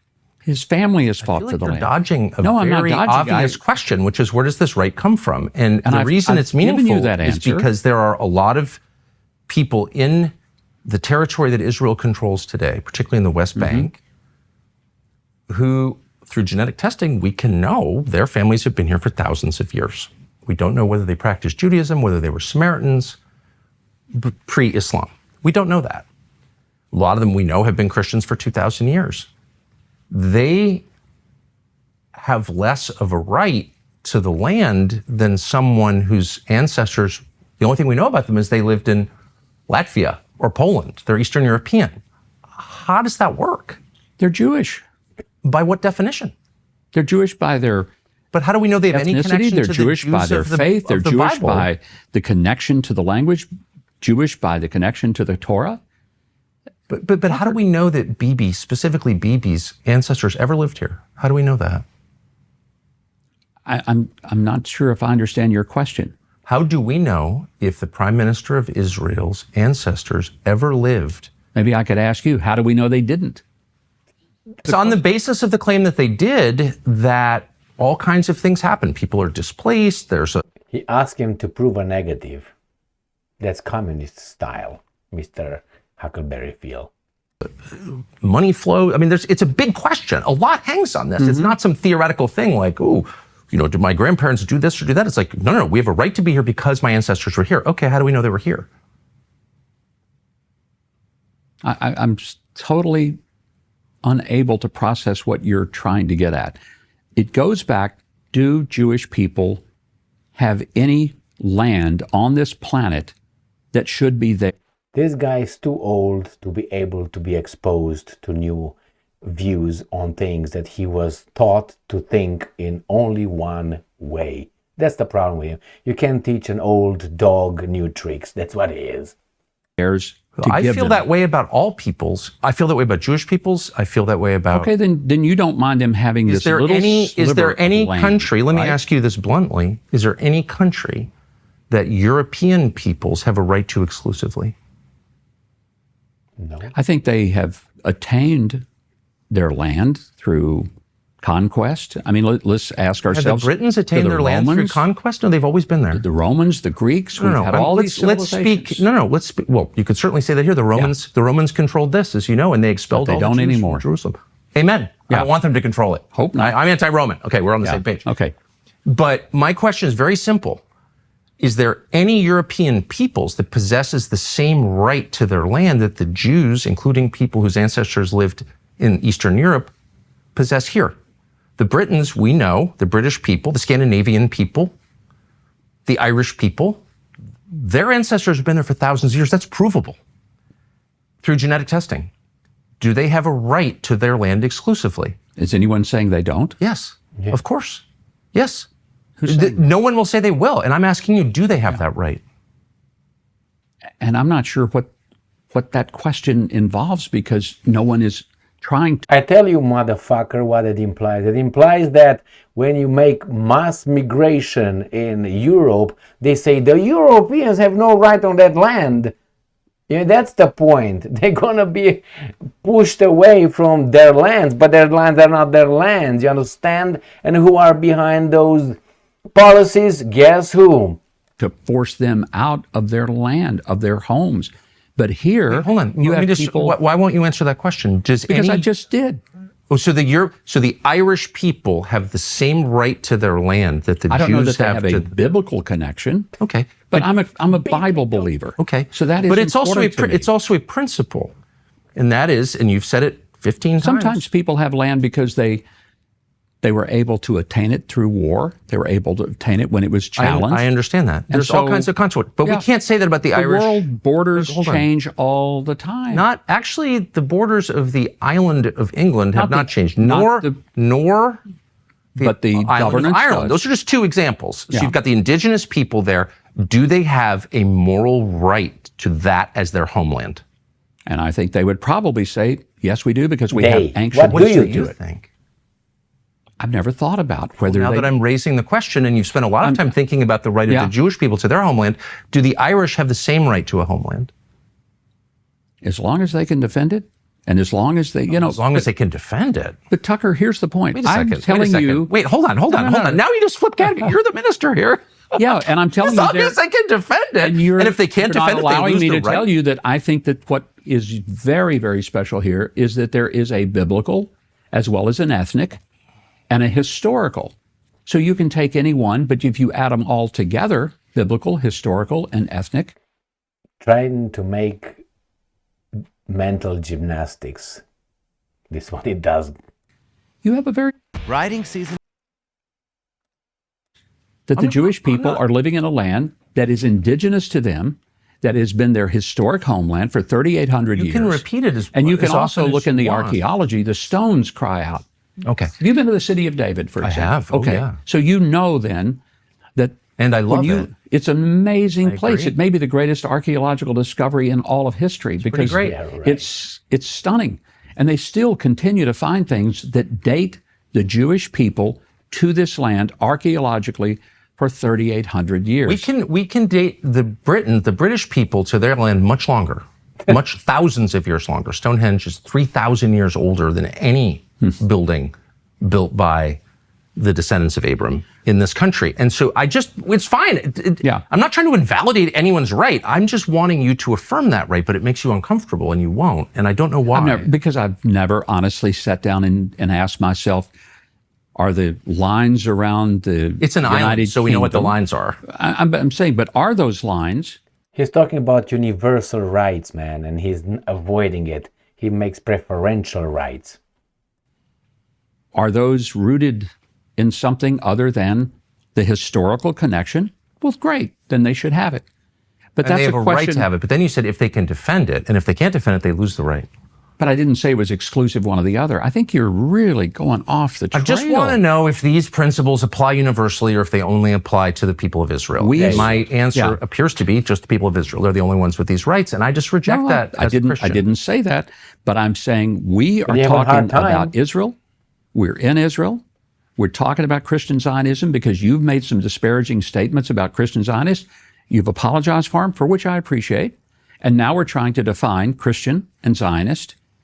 And it seems like we've gone way, way off I'm of trying that. to get, as you suggested as a former debater at the outset, I'm trying to get to terms and a common understanding of what the words mean. And the term And I'm Christian, no closer to that than I was when I began. You're not closer to the term Christian, what that means?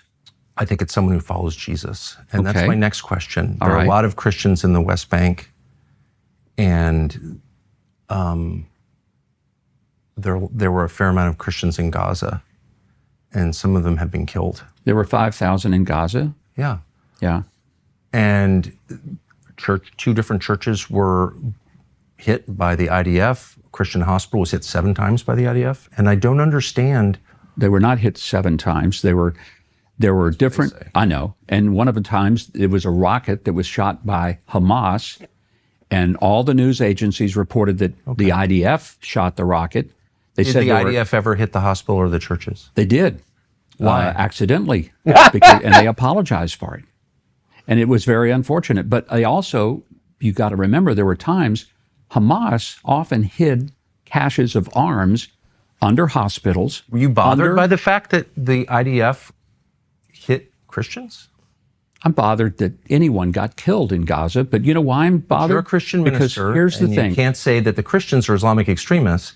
No, but And I can say that I the would expect reason you to that the side with the Christians over the secular government of Israel. But you don't I would seem look to. at it even more broadly. I would ask you this. Why was there so much suffering and continues to be suffering in Gaza? It's because Hamas, which could have built a Singapore, built a Haiti. They have a landmass the size of Las Vegas. They built Were they confined to that territory?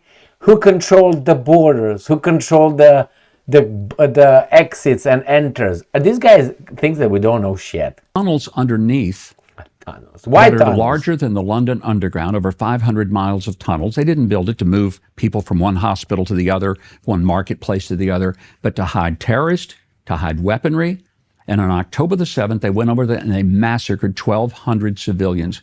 Massacred, mutilated, humiliated them. You're never going to get me to defend Hamas. Sorry. Please don't. I'm not going to. But ever. I'm telling you. And I'm so appalled by it. How many civilians have been killed by the IDF in Gaza? we don't know. You know What's why your we don't guess? know? What's your guess? Well, the only numbers we have come from this dubious entity called the But do you know how many terrorists were killed? They have the numbers right there. Gaza Health Ministry. You know who that is? Well, why It's doesn't Hamas. Israel have some kind of count on it? We also know that a lot of the people who were killed were, in fact, warriors. Sadly, How many kids were killed? we don't know. What's your guess? I don't know. I'm sure it was thousands, and it's thousands Thousands too many. of kids were killed. Some of the kids who were killed had been recruited to be in the military. Kids as young they as were 14 do you know that? years terror old. kids. Do you hear yourself? I wonder. I just said that there were kids as young as 14 that were recruited to be Hamas soldiers who were given arms. How do you feel about the horrible. kids being killed? I think it's horrible. You know what I also think is horrible? I think it's horrible that 1,200 people were slaughtered by couldn't agree people more. I across the couldn't- Did you hear this criminal? He feels sorry, but immediately he goes to the other side. No, you don't feel sorry. border, I and couldn't agree more. 252 people were. We have got to 48 of the 1,200 were Couldn't Americans. agree more. And then when Are all lives equal? When Hamas could have ended this on October the 8th and given all the hostages up. They didn't, Everything would have leaving no choice. You're never going to get me to defend Hamas. I hope I'm not pro-Hamas. I hope totally not. opposed to slaughtering innocents, whether Hamas does it or whether the government of Israel does it in much larger numbers. And the reason I'm opposed to it is because I'm a Christian and I believe that all souls are created by God. I do not disagree with that wholeheartedly. But I said, how many children have been war is killed? a horrible thing, period. And we don't know. We know that a lot of the numbers Why don't you were know? reported But by you said you Hamas. think thousands of A lot children the have ki- been killed. Yeah, and a lot of times, you know why they got killed? Because Hamas would gather up the children and put them in the targets. Do you know what Israel does?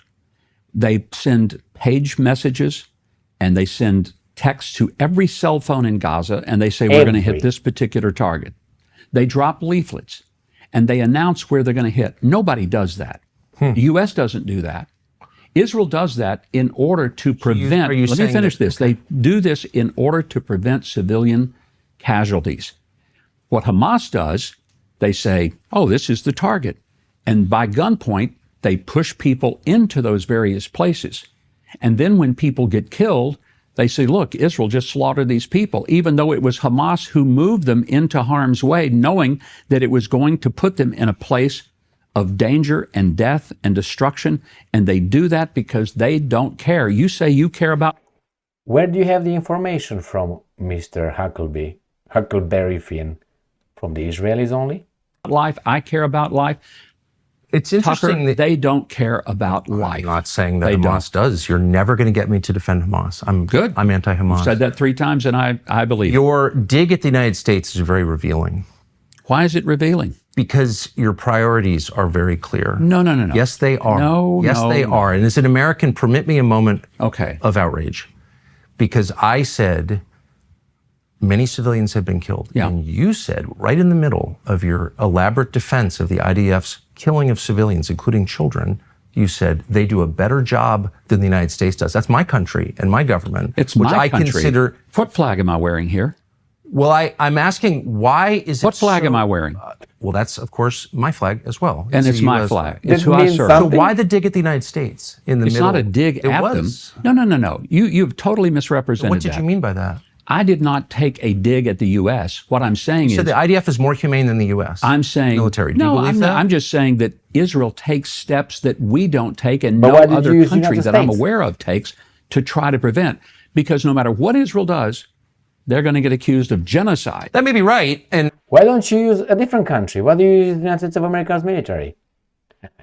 I'm just telling you that they. But then let me ask you on that question. Okay. That's such a politically loaded. But I term. resent the idea that you think that I'm not loyal to the U.S. Well, you or that I just said. somehow. Look, I'm not saying you're not loyal. I'm merely noting what you just said, which Yeah. was that the IDF takes greater pains than the U.S. Our military does to spare civilian lives. And I guess my question is, when was the last time the U.S. military killed this many civilians? Do you know? Well, it could have been Nagasaki, Hiroshima, could have been Iraq, Afghanistan. We Could don't have know the been, full or you number. And I know. think most Christians would say all of those things were atrocities because innocents were killed in large numbers, and we don't believe in that. And so that's not really a defense, is it? I War don't is know. a horrible thing, Tucker, and there are people who end up, unfortunately, being killed that shouldn't have been. How about I would tell you that I wish that October none of 7th? those people in Gaza had been killed after October the 8th. Well, I say not none of them. I'm glad Mohammed Sinwar was killed. I'm glad that some of those warriors, the people who masterminded and carried out the atrocities of October 7th, 14-year-old Hamas operatives, how do you feel about their deaths? if they participated in that, then God help them. I'm telling you, What does that Tucker, mean, God I help don't know them? that Are you happy they were that- 14 Are you years. happy, No, but I'm Christian? telling you that when someone commits the acts of atrocity and then they hold hostages, if these were your children being held hostage in Gaza, what would you do to get them out? I wouldn't want to kill 14-year-olds, I'll tell you that. Let me ask you something. Would you do whatever it took to get your kids back if they were being tortured, raped, I starved, would and not beaten? kill children, period. Well, I'm just telling you. And I that would you never make do- excuses for killing but you children wouldn't- either. And I'm not talking about targeting children. Yeah, I'm talking Healing's about You told me that 14-year-olds deserve to die because they were working for Hamas. I'm telling And you- my question is, can you hear yourself? I do hear myself. So do you think a 14-year-old child has agency? Do you think that he deserves to die because he's being used by adults? Isn't his death a crushing tragedy? If he's holding a gun and he's pointing it at someone who's trying to save a hostage, if you're not to save that hostage, I'm telling you, war is a horrible thing. It's a horrible thing, and a lot of innocent people I'm the one who thinks war is a horrible thing. No. I think what you don't I'm understand. trying to explain how horrible it is, and you're saying that the 14-year-old deserved to die. We don't execute 14-year-olds. You're putting words in my mouth that I don't know put. what you're saying. I never said deserve to die. Okay. I say there are people who die that is unfortunate. Okay. But I'm saying that you are not giving Israel credit for having done everything they possibly could to a level that, quite frankly, in urban warfare, there has never been a war I mean that to has been criticize documented. Israel, but it's a foreign country, and I would much rather criticize a foreign country than my own. Feel free to do that. They can But handle you it. pivoted against our country No, by I saying didn't Israel's pivot done a against better it. job than our military No, has. I simply gave you the illustration, and I helped you understand that Israel goes to links that no other country, including did you ours, use goes United States of America as an to in the example? middle of an urban war, and yet Israel ended up with fewer civilian deaths in an urban war than any urban war of record. You said you didn't know how many civilian deaths there were, so how can you say that? If you took Gaza's numbers, Hamas's numbers, you said you it would don't know still what the be. numbers are. We don't. You just told me that. Then But how I'm can you saying say if it's a you lower took- number? But if you took the numbers that they reported, which is like 50,000, 24 or 25,000 of those were actual warriors, how many civilians? If you I think took the all of their numbers numbers, range from 120 No. to 78. Those are the ones I just read. I don't know if that's real. I don't know either. I'm those asking are, you. You're Yeah, the and I'm US telling you, ambassador. those numbers I've not heard, have not read. The numbers that I think are more reportable are somewhere in the 60,000 range. Where do those come Most from? From the Gaza Health Ministry, But you which said is those were Hamas. invalid numbers. I think they are. I don't think that they're accurate, but I'm saying let's You're just saying assume they're inaccurate, but they prove that Israel's No, I'm doing saying a great job? let's assume that the most widespread numbers, the largest numbers that have been reported out of Gaza by Hamas, Yes. let's assume they're true. That's what I'm saying. I'm not saying they are true, but assume they're true. Let's just take them at their word. Then you still have a lower number of civilians killed than in any urban warfare environment in modern history. This guy is stupid. This guy is crazy. Based on what evidence? Are you in the time frame? This guy is just pulling out things out of his ass. Fact. Is that a fact? Yes. What are you comparing it to? To any urban warfare. Name one.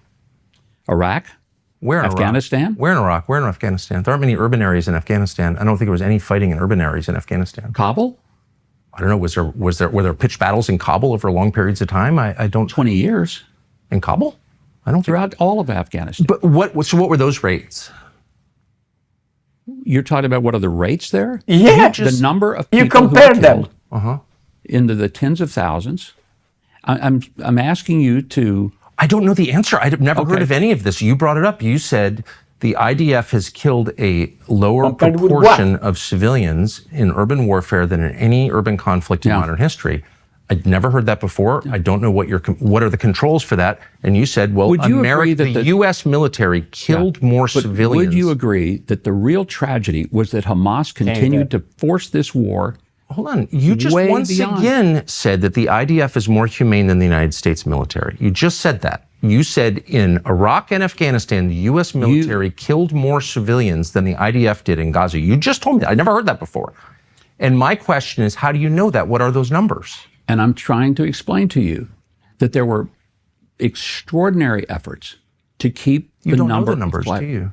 I think they were tens of thousands. I'll get them for you.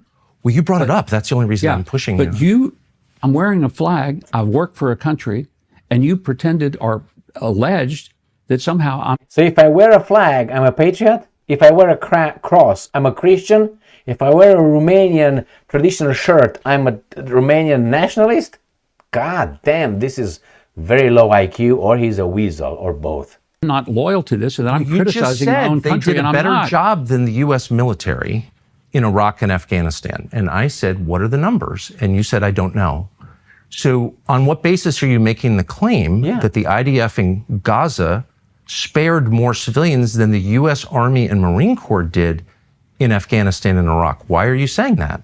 He can't defend it because he can't use No, someone said something. He needs reason and logic and evidence. That's Greco-Roman civilization, not Judeo-Christian culture. That's the problem.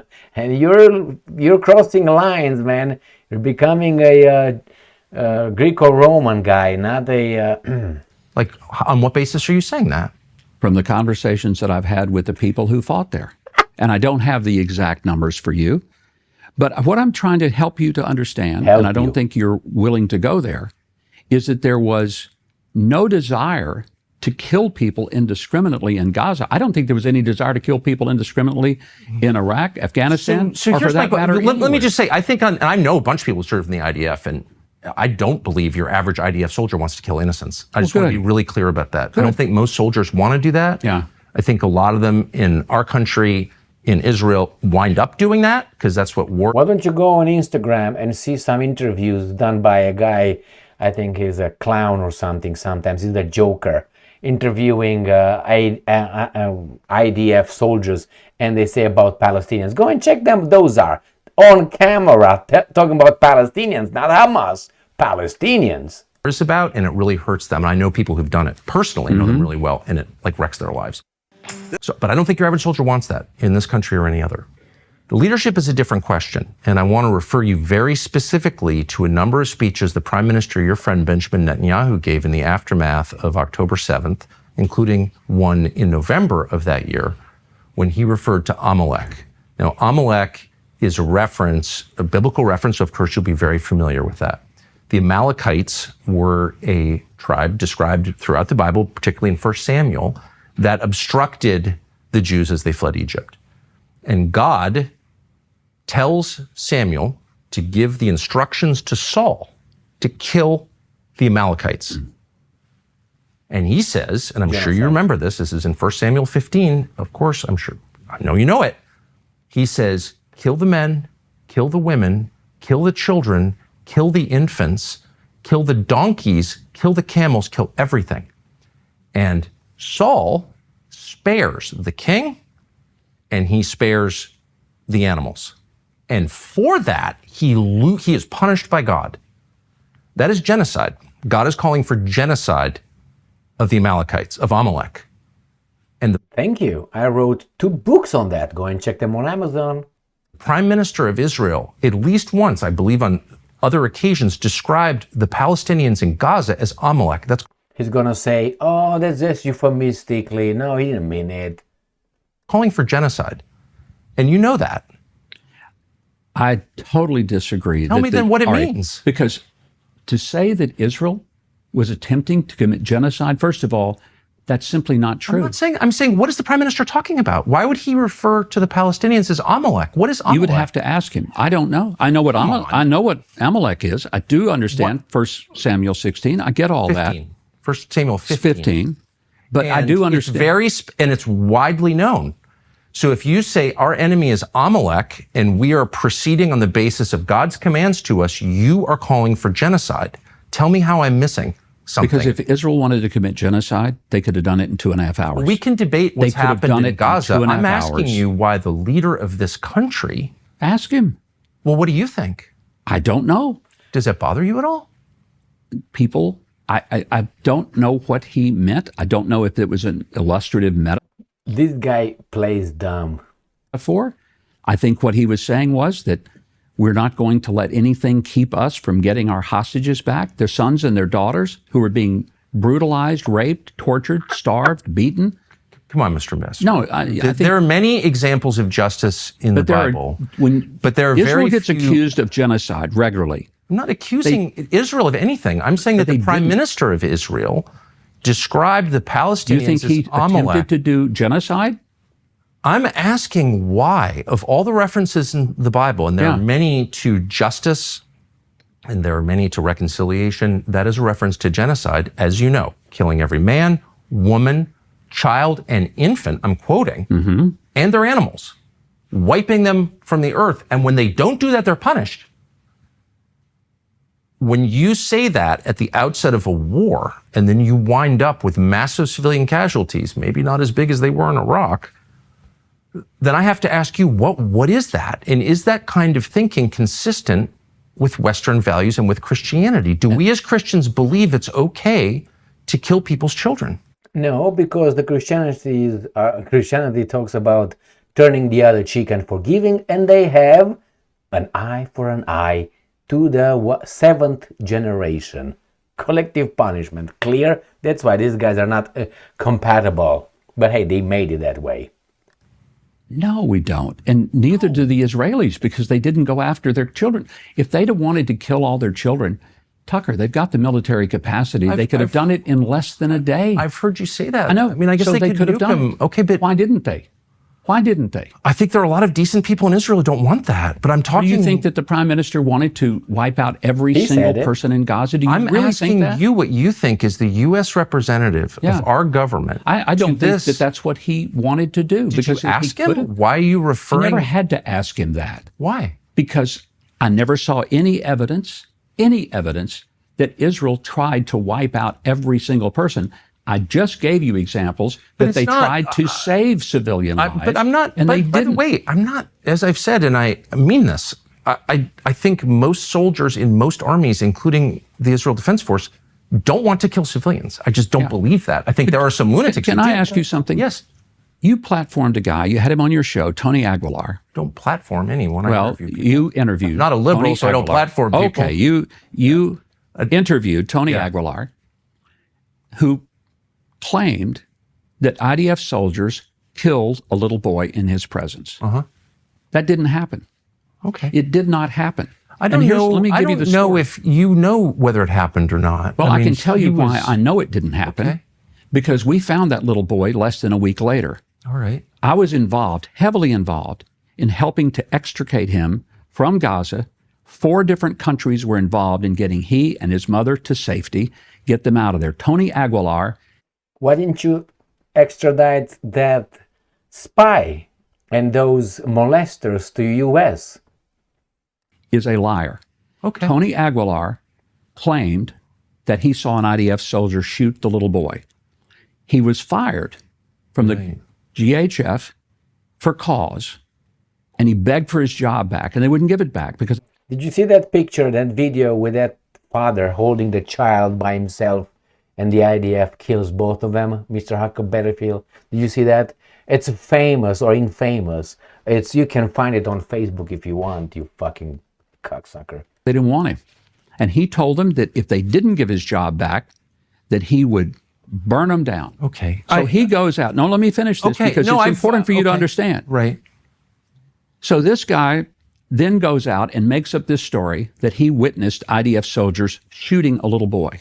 I don't know that he made it up. He seemed to believe it to me. It's possible he's wrong. I've been wrong many times. Well, this is a little bit more than just missing a fact. He claimed to be an eyewitness to the murder of a little boy. Okay. A little boy that a week later we found. Enjoy 20. How do you know that? Because we have pictures of him. We had descriptions of him. We know his name. We know his mother. Okay. He was extricated out of Gaza. It was a very delicate situation to get him out because if Hamas had found out that he was still alive, they would have killed him in order to validate Aguilar's story. How do you know that? So he gets out. How do you know Hamas would have killed him? Why wouldn't they? Wouldn't they have wanted to kill him? Because that way they could have said that this story was true. Look, that Aguilar, I'm just telling you that what you're saying is true and I have no basis of knowing, I'm really glad because I don't want little kids to get killed, even 14-year-olds. Okay. You shouldn't want anyone to get killed. But let me ask you, is it true? He also made the claim, and he had audio of it and video too, that U.S. contractors were using live ammunition to disperse crowds, and he had video of that. Do you know did he make up that video? There were times, here's what happened. Crowds would come toward the sites, they were given verbal warnings, and then they were given additional verbal warnings, and shots were fired either in the air, sometimes in the ground. And isn't it strange how many details he remembers about certain things? The details that he remembers, warning shots, but sometimes he's not remembering shit. He's not familiar with certain things. Isn't that strange?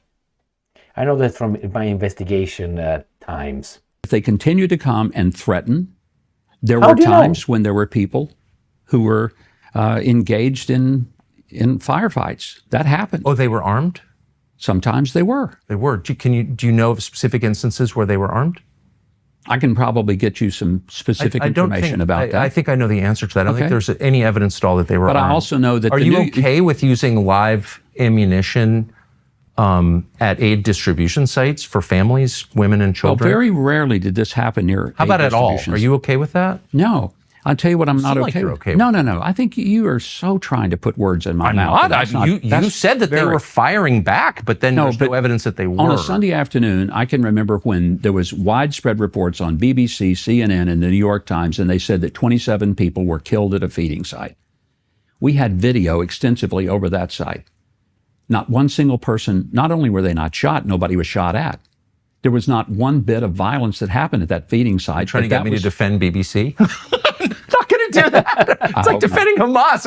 I agree with you. I don't believe anything I see in the media. It's just that it's really simple. If people are using, and these were American contractors, by the way, these are not Israelis that I'm aware of. American contractors run by some crypto minister or something was running the group. If they're using live ammunition at an aid distribution site, that strikes me as totally unacceptable. They were not firing Does at it seem crowds. acceptable to you? They were not firing If at crowds. people got killed, there's a way And to... some of those people got killed because Hamas were trying to keep them from getting to the aid distribution sites because Hamas was controlling the food. Hamas made $500 million selling the food that was supposed to be given away for free. Defend Hamas. And what they were trying to do is to keep people from going to the sites where they were getting food for free. When we said Imagine this guy making up shit on and Tucker, let's say, does not know what this guy. Let's say Hamas made $50 billion made out of food, and Tucker doesn't have the information. You're gonna hear him telling you that with not being able to verify it because it's confidential information. You understand?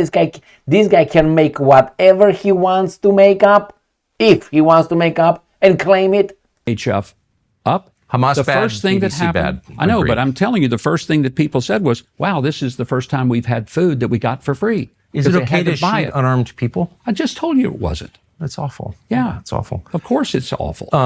Are all lives equal, do you think? Of course they are. So the death of a Palestinian is every bit I told you they get as Palestinians. important, significant as the death of Israel. Why wouldn't it be? Of course it is. I don't know. Of course it is. There's no such thing as a human soul that God made that is less valuable than another. I'm pro-life. Me too. So I believe that every life has intrinsic worth and value. There's no such thing as a worthless or a completely disposable life. That's Right. what makes me pro-life, Tucker. I totally agree. And I believe that from the conception until the end of natural life. That's why I would never say when confronted with the death of children, war is terrible, because it minimizes the deaths of those children. It's awful. And I don't think it minimizes. I think it is War is outrageous. It's a terrible thing. I wish we never had war. Why do we have war? We're about to have one with Iran, it looks like. How many Americans do you think will die in that war? I hope none. None died last year when we participated in the 12-day war. Not one. My You sense said is- 20,000 would die, and they didn't. I said could, and they could have. And But they they could die now, and that's a real risk. How many boots on the ground do you think the U.S. has supplied for Israel over the course of its life? How many times have we put soldiers on the ground for Israel? Well, we had the Iraq War, which was for Israel. No, I it think wasn't it's for Israel. How was it for us? Well, because it was a retribution against 9/11. Now, was it the best idea? Was It was Iraq not for- involved in 9/11? Our government thought so.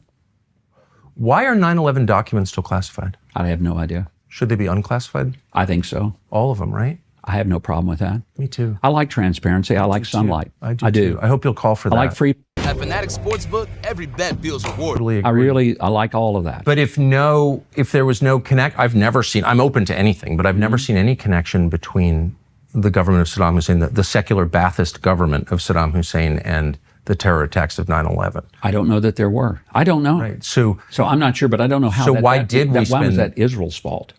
Well, Benjamin Netanyahu, now prime minister, of course, exerted lots of pressure openly on the U.S. government to regime change the Saddam government. I was there. It was in Washington.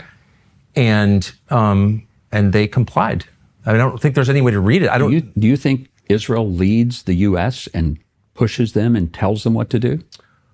Well, not on everything, of course. Do you think? What but do I they think, let me push be them on? specific. Okay. I think the Israeli government strongly pushed the United States to take out Saddam Hussein.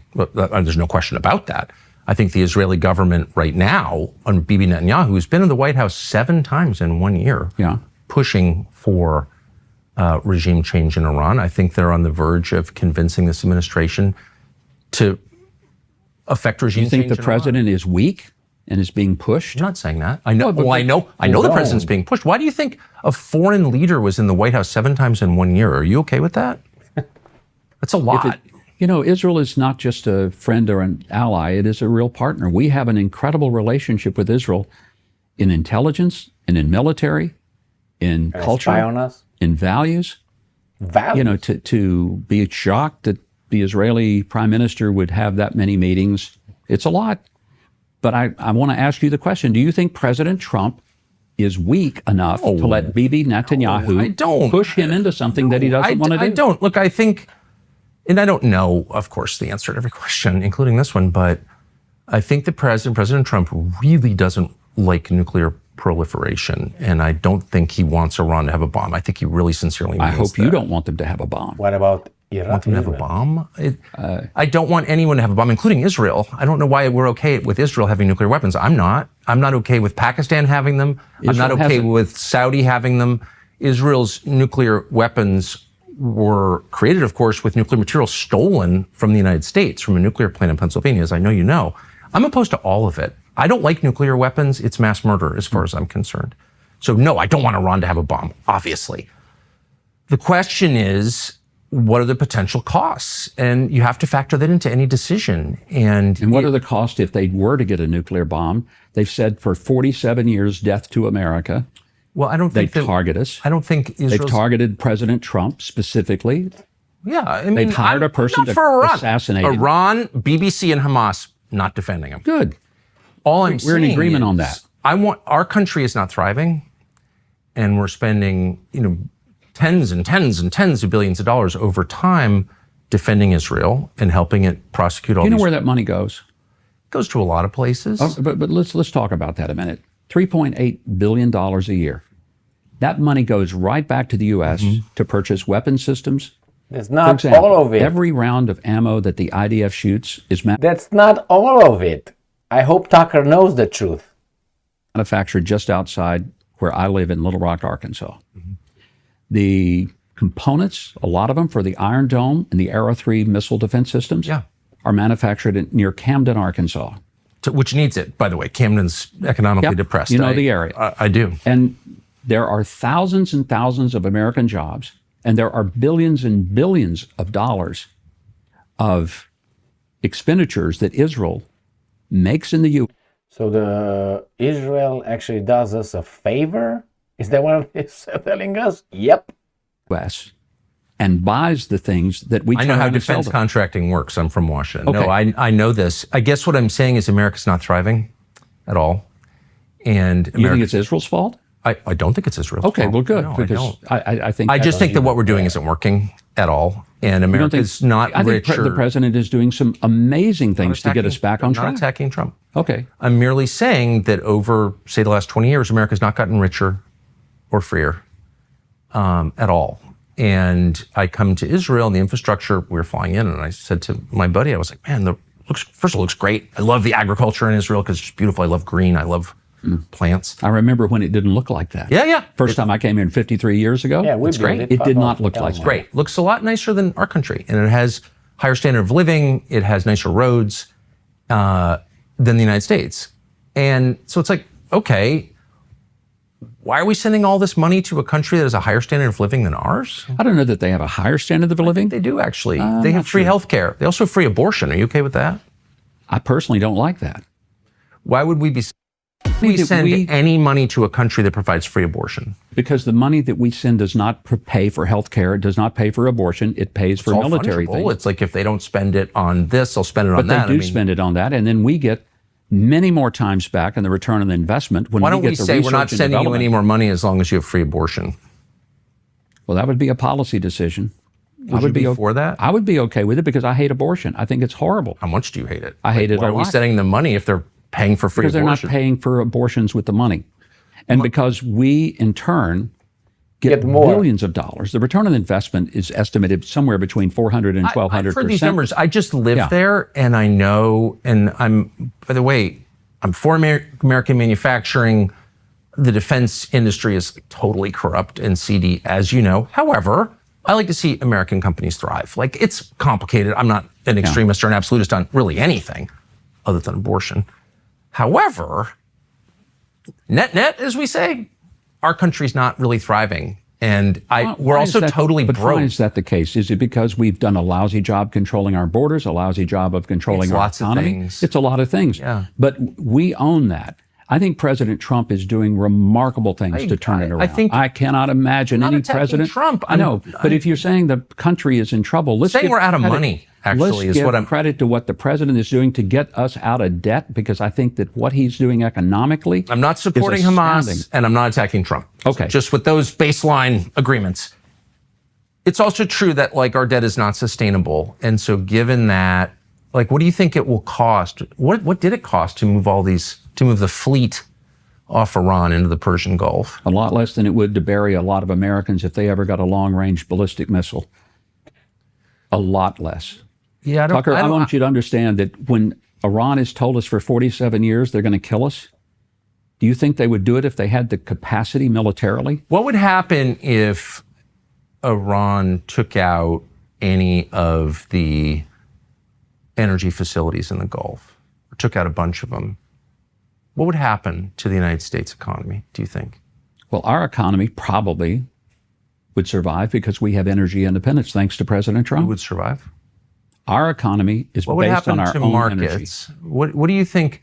It would be a terrible thing to happen globally. It's why Iran is a global threat. It's why Iran, through its proxies, Tucker, this is another thing. People they're not blowing up energy infrastructure right now, but if we try to regime change them, they have said that they will. I don't know if they will or not. I don't either. Is that a risk that... But they have their own problems to defend if they try to do that and they lose their own energy capacity. Are you worried about... So if they took out... And I don't know what's going to happen. And I guess we're not supposed to think about worst case because that makes us pro-Islamic or something. But I'm an American and I don't want a depression in our country. It's too fractured and unstable right now. I don't think we want that at all. Okay. None of us want that. None of us want that. Not right now, we don't. Not at all. No, I don't want it.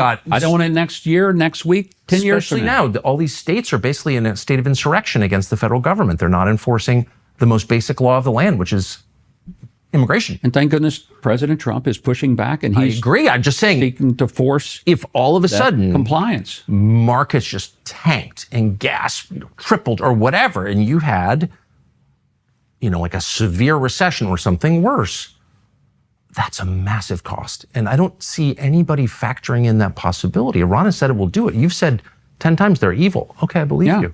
Then why wouldn't they take out the Qatari gas fields they share with Qatar, or refining, petrochemicals, extraction in any of the Gulf countries? That would cripple us.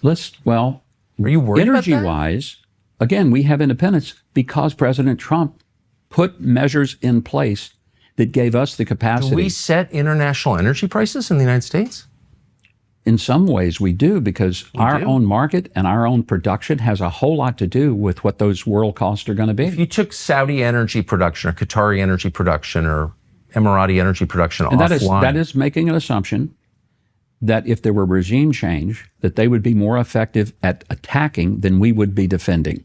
And that's a pretty Can we defend the Straits of Hormuz? Can we defend all of that energy infrastructure? Is anyone even asking these questions? Or it's all like a Mark Levin episode where they're bad? They are certainly asking the questions. That's part of the whole process. Just saying, I've raised this before, and it's like, shut up, Qatarlson. You're taking money from the jihadis. I've never taken a dime from anybody, obviously. I just care about the United States, and it freaks me out, and no one else seems worried about this. Then caring about the U.S., you should care about the fact that the proxies of Iran have moved globally. 12 Central and South American countries have Hezbollah deeply embedded. Venezuela, one of the worst. They're in the Western Hemisphere already. Do we know how many? Where would you rank that on the list of concerns for the average American, Hezbollah in South America? I doubt it. Most Americans think about it. I think about it because I know what they do. I know that if it weren't for Iran there wouldn't be Hamas, there wouldn't be the Houthis, there wouldn't be Hezbollah. We wouldn't have the problem on the border with Lebanon. We wouldn't have the problem with Yemen. We don't have the problem with anything you said. It's Israel that has the problem with it, not we. We have no problem with everything you say. We wouldn't have the problem on the border with Lebanon. I'm an American. I'm not having any problems on the border with Lebanon right now. I live in Maine. We don't have problems on the border of Lebanon. Like, what are you even talking about? No offense. There's 700,000 Americans who live in Israel, for one thing. Does that matter to you? Well, of course, every American life matters to Every me. life, you say, matters the same, so that should matter. When but they start, my country, like, I'm just saying, like, shelling civilians, and civilians get killed and displaced. That's a bad dude. All of us. But, I mean, there's a genocide going on, like, in all kinds of different countries. There's a lot that's sad and broken about the world. We know that as Christians. Satan rules the world. Mm-hmm. But our job as, like, members of a nation state is to look after our community, 100%. our families, right? So I don't think any of the concerns that you've just raised, which I think are all real, I'm not disputing them at all, are even in, like, the top 100 for Americans. Do you think so how that can Iran, the U.S. government be spending this much time and money worrying about things that are not on the list of Americans' concerns? Do we have self-government? Does it matter what Americans actually think, or doesn't it? Of course it does, but it also matters. How much does it what matter? the threat is to Americans. Do you think there's a threat to Americans because of the proliferation of the proxies in Iran? Conceivably there is. I'm not pro-Iran. But beyond conceivably, do you think that they mean it when they say for 47 drug years? cartels, like, in my town, and no one's doing anything about it at all. You And don't I'm think hearing the a lot president's about doing anything about that? No one's doing anything about it at all. Okay, that's a fact. We have a huge country. This is a country the size of New Jersey with no resources. It's just a tiny little country. We're from a huge continental-sized country that's totally diverse, very, very hard to manage and police, and we have a lot of problems. And I just think if you ask Americans, what do they want to spend their time and money worrying about, fixing, improving? No one's going to mention the border with Lebanon that I know. Do you think? I doubt they will. But then why are we doing this? Don't their opinions matter? I would like to think that there are people that the U.S. government has monitoring what the threats are to Americans long term. Sure, yeah, I Do you agree. think there's a threat? The question is, when people tell you for 47 years, well, but I don't know that Saddam ever said he was going to take down America. But the Iranian regime has said for 47 years they are. If they had the capacity of a long-range ballistic missile and nuclear capability, do you think they'd light that puppy up and send it to us? Yeah, I don't think they want to do it. But I know. Well, I know this from sitting here last year, 4 wars that I went through in less than a year. The Iranians rained down ballistic missiles. Can I ask you a question? Like, how much does it matter what Americans think? Well, it matters every bit what Americans think. That's why Americans vote. It's why Americans have the opportunity to have free speech. We want them to have that. Okay, so what percentage of Americans support a war with Iran?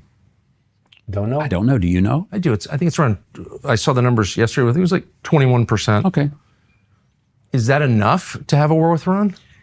We don't live in a world where you have a poll taken to find out whether our policy should be a particular direction. Because I thought you just said that that's we direct vote. democracy. No, we care deeply about it. But on the other hand, do we make the decisions of foreign policy and even domestic policy based on we what care the deeply latest about poll it in number what is? sense? I thought democracy is based on the will of the people. People voted people in office to fix their things. So, what are you talking about, Huckleberry Finn? If we're ignoring it, then in what sense do we, quote, care deeply about it? Well, I think we care deeply when we see there's a threat. No, but about Americans' opinions. So you've got 350 million Americans. Yeah. They voted in this last election on the basis, in part, of the promise no more wars. Okay, so now we're about to have a war. Looks like 80% of people are against it. In that range, let's say 70%, but nowhere near majority support for this war. And it's not direct democracy, but it is a form of democracy. It's representative democracy. The ultimate form of democracy in our system, in a republic, because we're not a true democracy, we're a republic. Exactly, right? It's a mediated democracy. It'll be an opportunity for Americans to vote if they think that we've made the wrong policy decisions. I personally think the president is making the right policy decisions. But I guess, but you just said it matters deeply what Americans think, and if the overwhelming majority are against it, in what sense does it matter? Because what I hear is it matters what they think, but it really doesn't matter what they think because... No, you take it in, you certainly ingest that. And then what do you do with it once you ingest it? Then you make sure that you have... No, you just gotta... It goes out the other end, obviously. No, it doesn't. No, it doesn't, Tucker. But you also have information that the average American may not have. They may not... That means you don't know, and we're going to keep you safe, like the communists. Know what the threat is. How many Americans know that Hezbollah is in 12 Western Hemisphere countries? How many Americans care? Well, I would hope they would all care. How many Americans know how many people from Iran, from terrorist cells, have come across Joe Biden's open border? How many Americans care about that? I definitely care about that. Okay, you care about it. Why haven't they been rounded up? But they're trying. But you got all these blue state mayors and governors making it very difficult. I get it. But thank God President Trump is trying to get it done. Look, I'm totally all for that completely. Okay. I guess what I'm saying is that most Americans, I've never met an American who thinks, other than like the people reasons to pretend they think it, that the imminent threat to America is anything having to do with Iran. The imminent threats to America include like bankruptcy from too much debt, your son ODing on fentanyl, your neighborhood completely changing because unlike Israel, Americans don't have a right to their country. It can just be completely changed by their legislature. New people can show up from foreign countries and not speak your language, and there's nothing you can do about it because you don't have a right because you're not Bibi. Can you feel the resentment? Because it's real. I'm not against Israel. I'm against the total destruction. You hide that very well. I'm mad at my lawmakers for not protecting my country with the care they've protected Israel. I don't think that your country, my country, our country, has spent that much time protecting Israel. I asked you a little bit ago. They spent no time protecting my country. No, I asked you, well, actually they do. How? They are the tip of the spear. Every enemy they have is our enemy. Our country? Things that are targeted toward. So everything comes from Israel. Defending Israel is defending the U.S. This is what this imbecile is saying. Us often go through them. How do we have 60 million illegal aliens if they protected my country? Well, that we didn't protect our country because we had a president that opened up the borders and didn't give a rip. This has been going on since Reagan. Coming in. Since Reagan, 1986. Yeah, but that's 40 years President this year. Trump the credit for having closed the border. I love the fact, I campaigned for Trump because he said he would close the border. He did. Amen. Thank you, Trump. But we had Reagan. Then we had Bush. Then we had Clinton. Then we had Bush again. Ugh. Then we had that guy, Obama. And then, you know the presidents. Yeah. And they all presided over my country's total transformation from a nice, clean, affluent, orderly society into like pretty kind of third world, actually. That's not protecting us. That's behaving with total contempt for my country. You said a moment ago that we do more, or you inferred that we do more for Israel than we do for ourselves. Do you believe that? No, I don't. I didn't say we do more for Israel. It's like, but where's the care? Where's the concern? Where's the, holy smokes, there are drug cartels in your neighborhood? You're telling me about the border with Lebanon and like Hezbollah or Hezbollah, whatever you call it, in some Latin American country? I don't care. There are drug cartels in my neighborhood. I know people who've died of fentanyl ODs. Where'd the fentanyl come from? Probably from China. From Mexico. From China through Mexico. The precursor chemicals, they say, come from China. I get it. And who's in that axis with China? Iran. Larry Fink is in that axis with, no, actually, the heads of our biggest corporations are in that axis with China. I don't care about Iran at all. I care about America.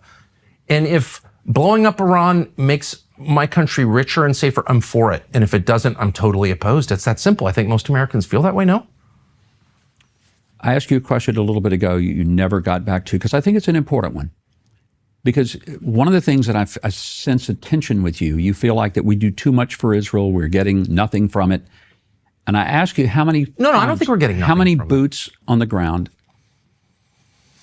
has the U.S. placed on behalf of Israel? However many went to Iraq. We did that for Israel. No, I don't think we did. But you said we did it because of 9/11? That was the U.S. justification for it. Yeah, but now... But it wasn't for 9/11. So what was the actual reason? Well, that's... The U.S. government told us it was for 9/11. They told us that they were part of it, that they had weapons of mass destruction. But they knew they had all nothing that? to do with 9/11, obviously. Maybe There's no not. evidence. But I'm so telling what you was that the actual Israel was reason? not in that component. But Israel had no influence on our decision to invade Iraq. That's not what the people who made the decision say.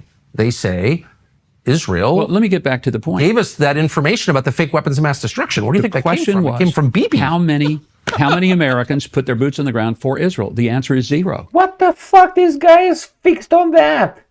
You don't have to have boots on the ground. You can have missiles. You send 3 missiles. Unbelievable, man. That guy thinks I got you, Tucker. I got you. That's how he looks at it. He's a retard, man. Everybody who served in 0. Iraq That's put not their true. boots on the ground for Israel. Did not. Where did we get the information about the weapons of mass destruction that wasn't real? We didn't get that from. You're saying we got that from Israel? That Israel was one pushed us into that? Well, absolutely. You really believe that? I know that for a fact. know And for so a does every.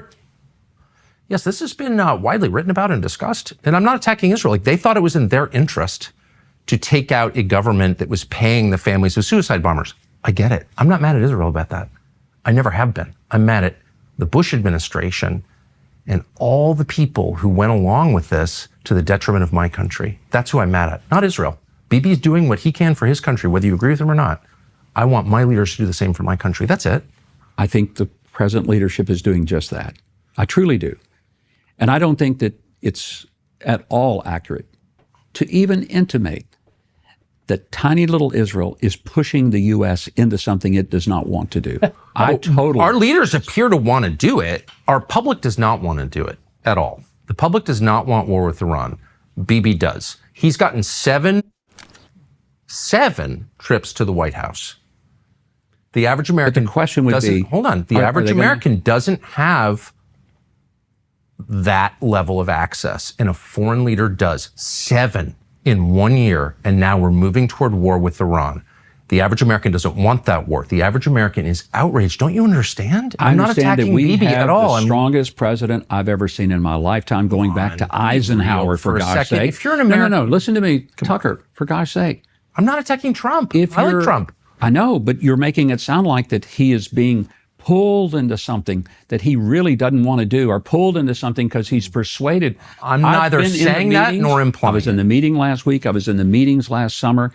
I can assure you, President Trump is not being led into something at all by be clear, Prime Minister Netanyahu. To be clear, I'm neither saying that nor implying it. Good. What I am stating out loud is true, and that's that Prime Minister Netanyahu, Bibi Netanyahu, has way more influence over Americans' foreign policy than Americans do. And we know this because he wants a war with Iran. The overwhelming majority of Americans don't want a war with Iran, and we're very likely to get a war with Iran. So who has more influence, Benjamin Netanyahu or 80% of Americans? And I'm saying that's outrageous. That's all I'm saying. I would counter that. Bibi Netanyahu does not want a war with Iran.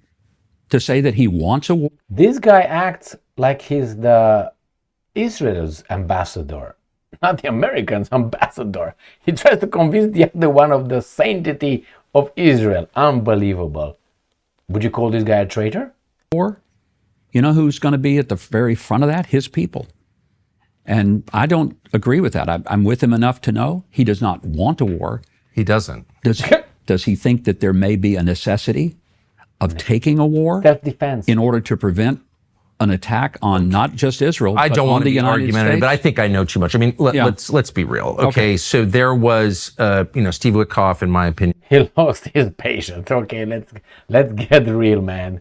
is just a sterling guy, just a good guy, excellent. He's a good guy. That's my view. Yeah. And kind of pro-American, and just couldn't be nicer, and wants to do the right thing, and he's probably Trump's best friend.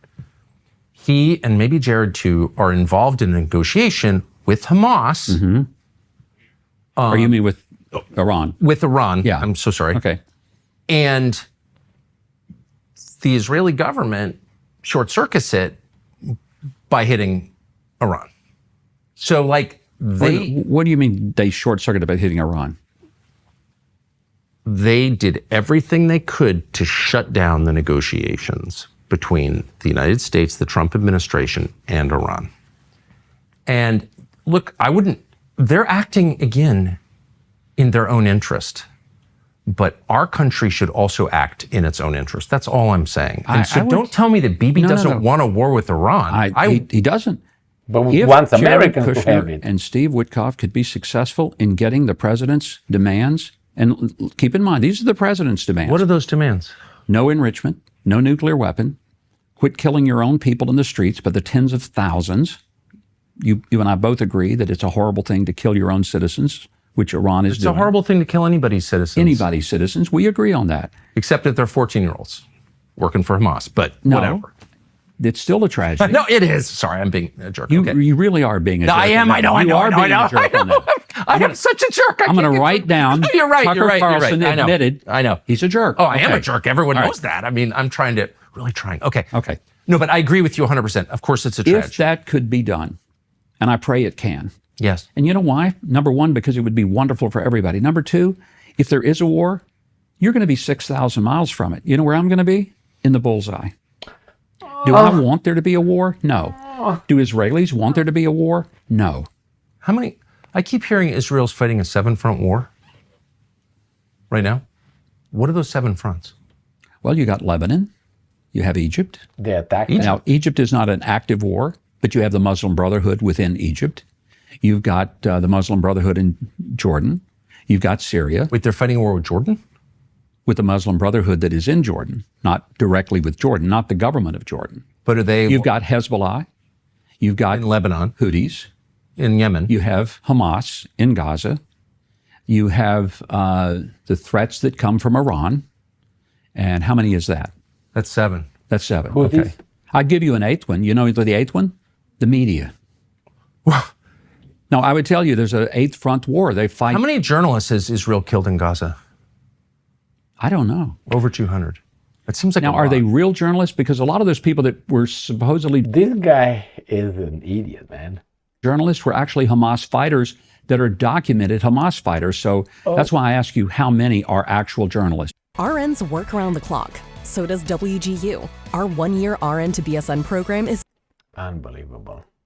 You know, I don't know, but a lot of them were. I mean, they work for big news organizations and they had press written on their chest. Yeah, some of them had UNRWA cars, and they were also working for Hamas. So are Hamas you is concerned? So infiltrated. do you think that over 200 journalists killed in Gaza are all fake journalists who deserve to be I have killed? no idea how many the total number is. I don't have their credentials, but I know that there were quite a few that were actually Hamas fighters that protected Hamas. Ask the hostages. The hostages. He has so much detailed information on defending, but not the other side. He has so detailed information on this, but not on the other side. Oh my God. Came back and they started telling about the number of people that were doctors in hospitals that held them hostage in All their the homes, details you got. or the number of people who were pretending to be journalists who were actually holding them hostage. As someone I'm who just telling you that there's a lot more to what. As someone whose tax dollars helped pay for killing all those civilians in Gaza, I feel like I have a right to know how many were killed, and Israel won't let outside observers in to figure it out. And I'm frustrated. I just want to say that. My last question is about Christians, both Christians who visit and Christians who live here, particularly in the West Bank. I spoke to someone recently, a Christian minister who grew up in a town right outside Bethlehem. We would know it as Shepherd's Field in the New Testament, where the shepherds were tending their flocks in Matthew. And of course, the angels come and announce the arrival of Jesus in nearby Bethlehem. His family's been Christian, he says, for 2,000 years. He says where he grew up is now surrounded by settlements of people who are not from Israel at all. A lot of them are from the United States, Jewish settlements. They have different roads that the native Christians are not allowed to use. I don't quite know how that works. And he described a story where his mother was shot outside their house by an IDF soldier for reasons no one ever explained. She survived, but no one was ever punished for it or even explained why they did it. And he basically described being terrorized by settlers. And I wonder if that's a concern for you, for the native population, the indigenous population. Did you say this happened in Bethlehem? It happened in Shepherd's Field, so it's a Christian village. Bet Sahur, I think, is its name. Right outside Bethlehem. If it's in Bethlehem, it's not in Bethlehem. I think it's Bet Sahur, I believe, is the name of the village. Because there are no Israelis in Bethlehem, none. There are no Jews in Bethlehem. Are there He told you it's not Bethlehem. Fuck off. new settlements outside Bethlehem, where he is from? Over in in Area C, but not in Area A. There are none. Well, he describes the town he grew up in, Yeah. and I guess I wonder why a Christian whose family's been there for 2,000 years. There are Palestinian Christians throughout But why Judea and Samaria. That's true. I've been over to visit them. I go know there you regularly. have. I know you have, and some have been, We've advocated for some that are Muslim, but they're American citizens, and we advocated because there was. But why can't they just drive into Jerusalem to go to the Church of the Holy Sepulchre? Why do they need a permit to do that if they're from there? Because of the acts of terrorism that has made it impossible to do it. But they're- you know how many but suicides? hold on. No. But they're Let me. Christians. They don't You commit asked this suicide. question. So what do we do? Just say you're a Christian? Oh yeah, I'm a Christian, but you're wearing a suicide bomb? Do Christians do suicide bombs? They could. They could. If all they have to do is just announce I'm a Christian. There were over 1,000. Why not just get an identity card that says I'm Christian? Let me just finish this. Before Israel put the green line up, and before they took great care to put checkpoints in place, there were over 1,000 suicide bombers in 1 year. It was awful. In 1 I year. remember it, but I don't think any of them were Christians. And They may not have been. okay, but my point is- we could find out if they were. And I So don't you're think they saying were. we just trust somebody if they come up and say, I'm a Christian, I just want to go to the Holy Sepulchre, let me in? What I'm saying is that Christians have a right to go to the Holy Sepulchre. Israel does not own it. They've had possession of it since 1967. It doesn't belong to Bibi. It belongs to me and you and every other Christian. Bibi was probably a young person. I'm not even sure he was. No 1967. Christian should ever be barred from the Church of the Holy Sepulchre. Should Christians be period. barred from Joseph's tomb in Nablus? I don't know. Let's just start with the Church of the Holy Sepulchre. Okay, let's in start with the Church of the Holy Jerusalem. Sepulchre. And I don't understand on what grounds People they can go to are the- barred. Well, they can't if they're Christians at Bet Sahur. So I don't understand why they're a threat. They're not a threat. And why won't you, as the Christian minister, U.S. ambassador to the state of Israel, say to the prime minister, you can't allow this? Your country exists in part because American Christians support you, so you have to treat us well. Part of the problem, Tucker, is that in the Palestinian Authority, and that's what we're talking about, there are Christians. Look, I know some Christians who live in Bethlehem, and that is Area A. Bethlehem was 80+% Christian before Oslo, 80% Christian, less than 20% Muslim. Today it's flipped. It's now 80+% Muslim. It's very few Christian. And some of the Christians that I personally know and know well are Zionist. Let that surprise you. They're That's great. Zionists. They're And- hardcore and Zionists. some are Let me finish really my train of thought here. anti-Zionist. Okay. So in the Palestinian Authority, they still teach children from the time they're 5 years old that the greatest thing in the world is to kill Jews. And that if they end up being a martyr, and if they kill Jews, they will get a pension for life if they die. And if they don't, they'll get a paycheck for life, and their families will. And it's called the Prisoners and Martyrs Fund. We call it Pay for Slay in the U.S. It is against our A law. lot of Christians collecting on that? I don't know. Zero.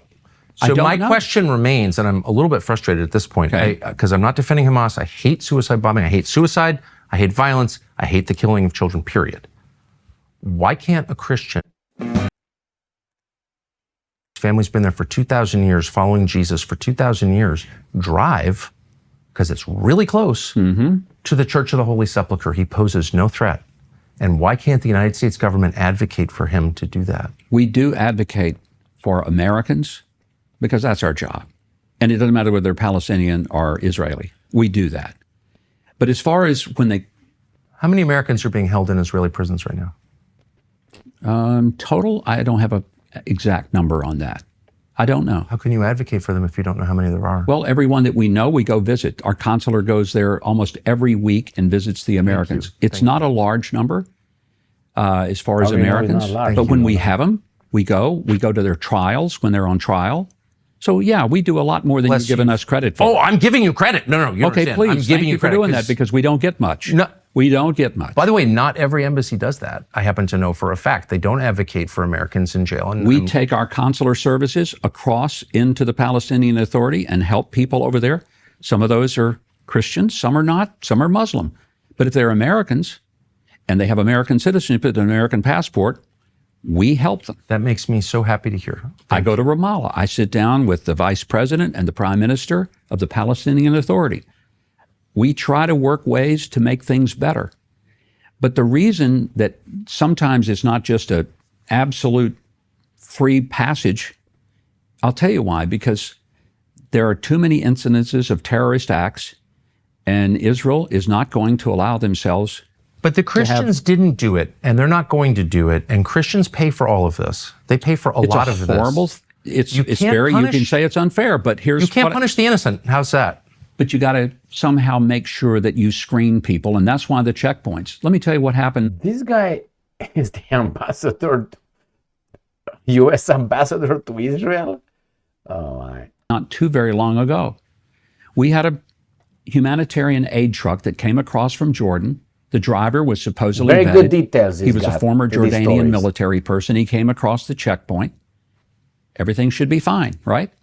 He gets out of his truck, he takes a gun, and he shoots two of the people. I believe it. Who are the Israelis at the checkpoint, one of whom was a young person, less than a year in the job. His mother teaches in the American... Remember, the Holocaust was also based on very, very, very many stories, very detailed. American school where our embassy people go in Herzliya. I get to make the phone call to the mother. I'm going to tell you something. It was not the most pleasant day of my life. It sounds awful. It is awful. And so those kind of incidences are the reason that it is difficult to go from Judea, Samaria, or the West Bank, call it whatever you want. But if you're in Area A, which is under the control of the Palestinian Authority, and your education has been that killing Jews is a wonderful thing. I'm talking about the Christians. But the Christians, if they go to those schools, they're still going to get that education. When was the last time there was a suicide bomb detonated by a Christian? I don't know. Never. Let me ask you this. Look, I'm not trying to defend, but I'm saying to you that if the curriculum doesn't get changed, if the pay for slay doesn't get changed, that doesn't apply. You have a culture. Well, you say it doesn't apply. Maybe it never has happened. I don't know whether it is ever. You see, this guy works on scenarios when it works. And when you ask him about facts, how many Christians were suicide bombers, I don't know and I don't care. But he quickly works on scenarios in case and gives you a story, and the story makes the policy. Unbelievable. Never happened. When will Palestinians in the West Bank have the same rights as Israelis in the West Bank? Well, they do. Are you talking about the ones that live in the Palestinian Authority? I'm talking about people who live in the villages they grew up in.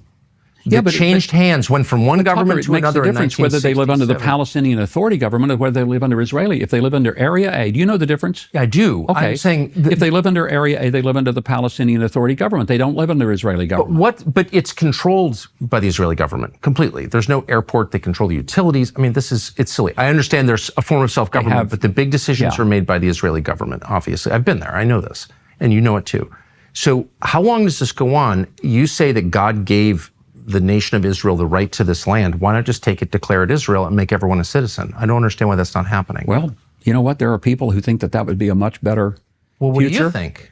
I think it very well could be. And if you ask certain people living in the PA under their very corrupt government, where 91% of the people think the government is hopelessly corrupt, that's what... See how he knows the percentages? He immediately knows the percent. How many people are corrupt? Exact number. The numbers are. They would tell you that they would be better off if the Israelis were the governing authority. Everyone gets voting rights. Would that be the case? If they were all under Israeli authority. You know, do you realize there are lots of Arab Israelis? I know. And they vote. Do you know they serve in the Knesset? I'm very aware of that. Okay. And I'm just wondering. And they serve on the Supreme Court. And did you know that it was an Arab who sentenced a former president and prime minister to prison? I know all this. So I just want to know what's going to happen. Do you know how many Jews get to help govern Saudi Arabia or Qatar or Syria? I'm not. But I'm not attacking Jews. This is a much more open government and society. And enjoy. Make it sound that way. I'm just asking. No, I'm not attacking the nation of Israel. I'm just wondering what the plan is. So I've been hearing my whole life how bad the PA is. Okay, great. But what's the plan here? So they're moving all these Americans, people from around the world, into settlements subsidized by Americans in the West Bank. No, they're not moving them from around the world to the settlements. They're people who make Aliyah. They come. I'm just saying. These are Israelis who live in Israel. Well, there are a lot of people. And Area C is Israel. Okay. Okay. But does it remain a territory under military control forever? Does it just become part of the state? You're talking about the Palestinian Authority? Correct. That's the big question. Do you believe in the two-state solution? And if you do, I would show you a map, and I would ask you, Because this is... I don't know. I don't know what I think. I just think right. you need to treat people like human beings, and that's not happening, obviously. And that would be, you don't glorify their killing. Yeah, let them go to their church if they want. See the yellow parts? Yeah. That's Palestinian Authority. The tan parts, that's Area B. That's the area that is mixed. Israel has military authority, but the Palestinians can live anywhere they want to in there. And the blue area, that's Area C. Yeah. Area C is Israel. And Israelis can live in Israel. That's what it is. Now, when people say they want a two-state solution, I love to show them a map like this, and I ask them, where does that state line up? There is no contiguous way in which it works. You know, we've got a lot of states in the United States that need help, so I'm not going to weigh in on other people's states, to be totally honest. I just don't want to pay for it anymore and just want to fix our own country. But let me ask you one last question, which is how Christians are treated in Jerusalem. I've talked to so many who've been spit on. Really? So many? How many? Well, 2 yesterday. 2, okay. Yeah, both Catholic clergy, and both told me the same thing. Anglican clergy, I interviewed. I just had dinner recently with a Greek patriarch. Well, there have been a million stories about this. Yeah, I know. There are instances where Christians get heckled. Usually it's people who are wearing clerical robes and they're wearing crosses, and it shouldn't happen. It's horrible. It's as bad for that to happen as it is to spit on somebody wearing a kippah in New York City. I agree. Terrible. It's horrible. And actually, to be fair, there is, and I just learned this, a Jewish Israeli group that keeps track of Christians being spit on in Jerusalem because they're offended by it. And God bless them for keeping track and for being offended by it. But there are an awful lot of examples of that. And my question to you, you're against it, of course. You're a Christian clergy. Horribly against it. What is that? So is the prime minister, the president, the foreign minister. So is... I get it. I think every no one would defend decent that. thinking person. But what horrible. is it? Why are they spitting on Christians? It's very limited. It's very, very isolated. But where does it come from? But for the most part, you know what? As Christians, we have freedom of movement here. Tucker, I go to church every Sunday. I play bass guitar in my church band. I get it. I don't get hassled being a Christian. Everyone here knows I'm the first evangelical to be ambassador to Israel. Do you think they hate me here? No. Are evangelicals recognized by the state of Israel? Yeah. They are? Yeah. Okay. And welcomed and appreciated. No, but like as a religious, like, are there evangelical churches in Israel? My gosh, yes. There's 184,000 Christians in Israel. I know. And much larger than But there Christian. are churches that are non-denominational evangelical here. Of course. There are, and it ranges from, when you say non-denominational, some of them are affiliated Baptist Assembly of God. Some of them are truly non-denominational, Pentecostal. Some are Messianic churches, Right. where most of the people are ethnically Jewish, but they are Messianic. Yes. They believe in Jesus. There are a lot of those churches, and they're spread out all over Israel. So, freedom but there's freedom. You don't. Oh, I know a lot of Christians in Israel, by the way. Yes, and as I said, I really hope I can come back and talk to more. But And come to church with me. oh, I definitely would love that. Why? And I mean it too. Yeah. Why would people spit on? Like, where does that come from? I think Do it's you know? from an evil heart. Yeah. What else would it be? I agree. I tell you I what don't else. think anybody would ever spit What on else? another person, Read even their if it was. fucking Talmud, you garbage, and you're going to find out their explanation why. You know, I don't care what a person's religion is or what a person's nationality is. I don't hate anybody. I wouldn't spit on anybody. I wouldn't heckle anyone. And I find it repulsive. But they do. Nothing about it is defensible. I will say that this was off camera, but I interviewed this Christian leader here, and I said, "Oh, that's so awful." And he goes, "You know, I feel blessed because Jesus was spit on, and it's an opportunity for humility for me." And I thought, "Wow, that's a Christian." Let me say this. I've been coming in and out of Jerusalem and 53 years. Before I came as ambassador, I made over 100 trips here. And never. I've never been spat on. Good. I've never had someone yell at me. I've never had an experience where I felt uncomfortable or that I was unwelcome. If you spit on someone wearing a yarmulke in New York City, you go right to jail. They would not put up with that for 1 second. And they do put up with it here because it still happens. I'm That's not just sure a they fact. do go to jail in New York City. They should. And they should go to jail here. I'm against it. They should go to jail here. Amen. So there were all these Christian ministers who were brought over here, evangelicals, in December. and I think mostly to attack me, but also probably that other. Oh, they really weren't here to attack you. I'm just joking. They were attacking me, but whatever. Yeah. But they were flown over by the state. The state paid for it, and they had a conference here. I got one of the guides that they received when they arrived, and I think it's real. And it says, "Don't preach about Jesus when you're in Israel. We don't allow that. Don't do that." Really? Yeah. Why would a Christian minister agree not to preach about Jesus? I'm not sure, because I've never heard someone tell another Christian minister not to do that. Interesting. Good. Well, Yeah.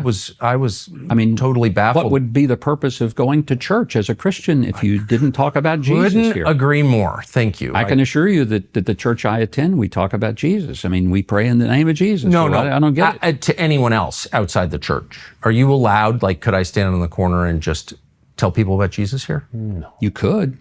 I'm not saying you'd get applause or that people would. Right. That's fine. But I'm saying there are people that There's no that I law see, against that, though.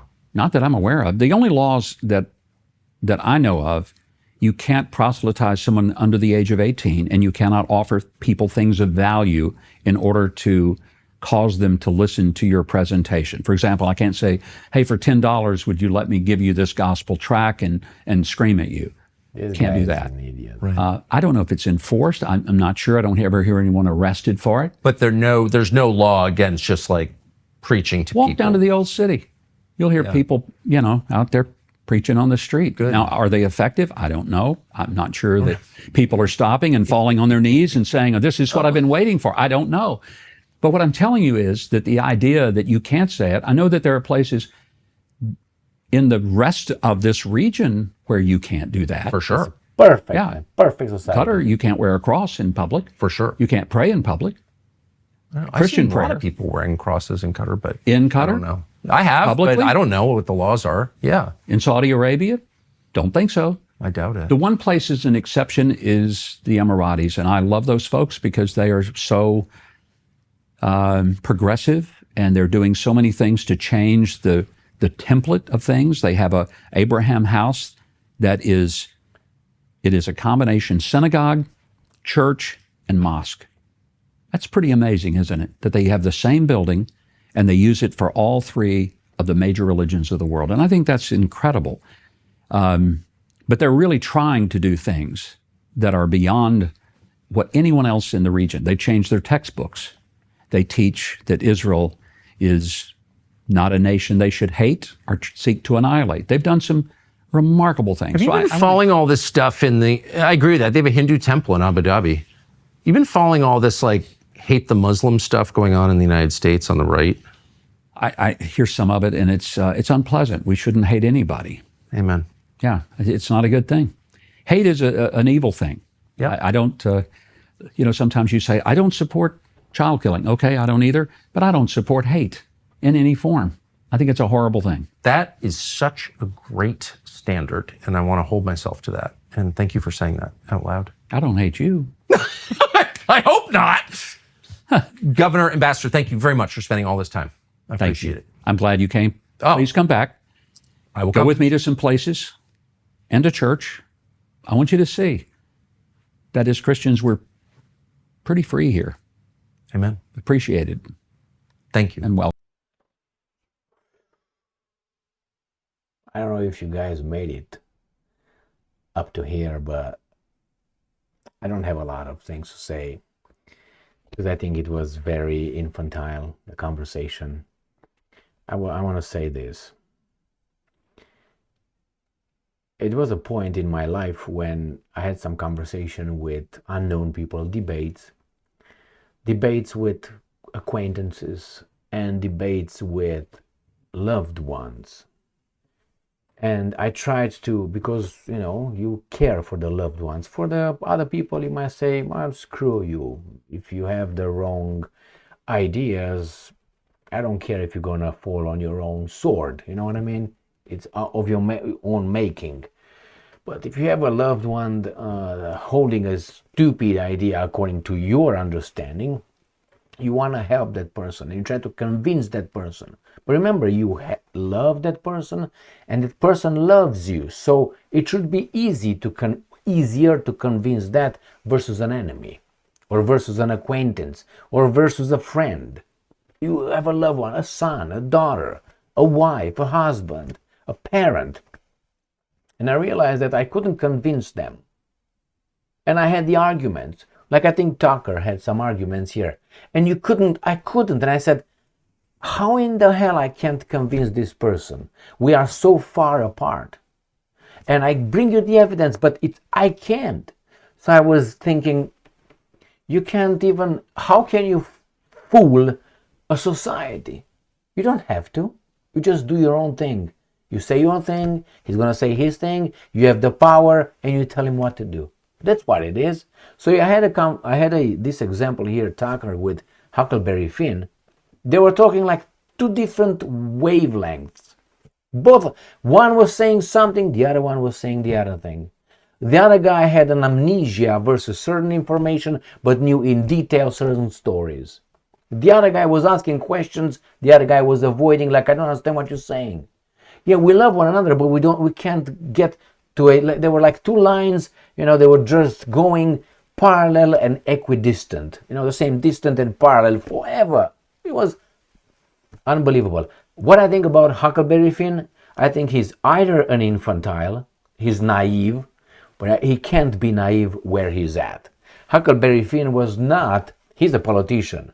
He was appointed as an ambassador over there. He had some positions of power. I think he was in the Senate, wherever he was in the Congress. His daughter was appointed by, if you remember, Donald Trump. So he is, how should I put it, sleazy.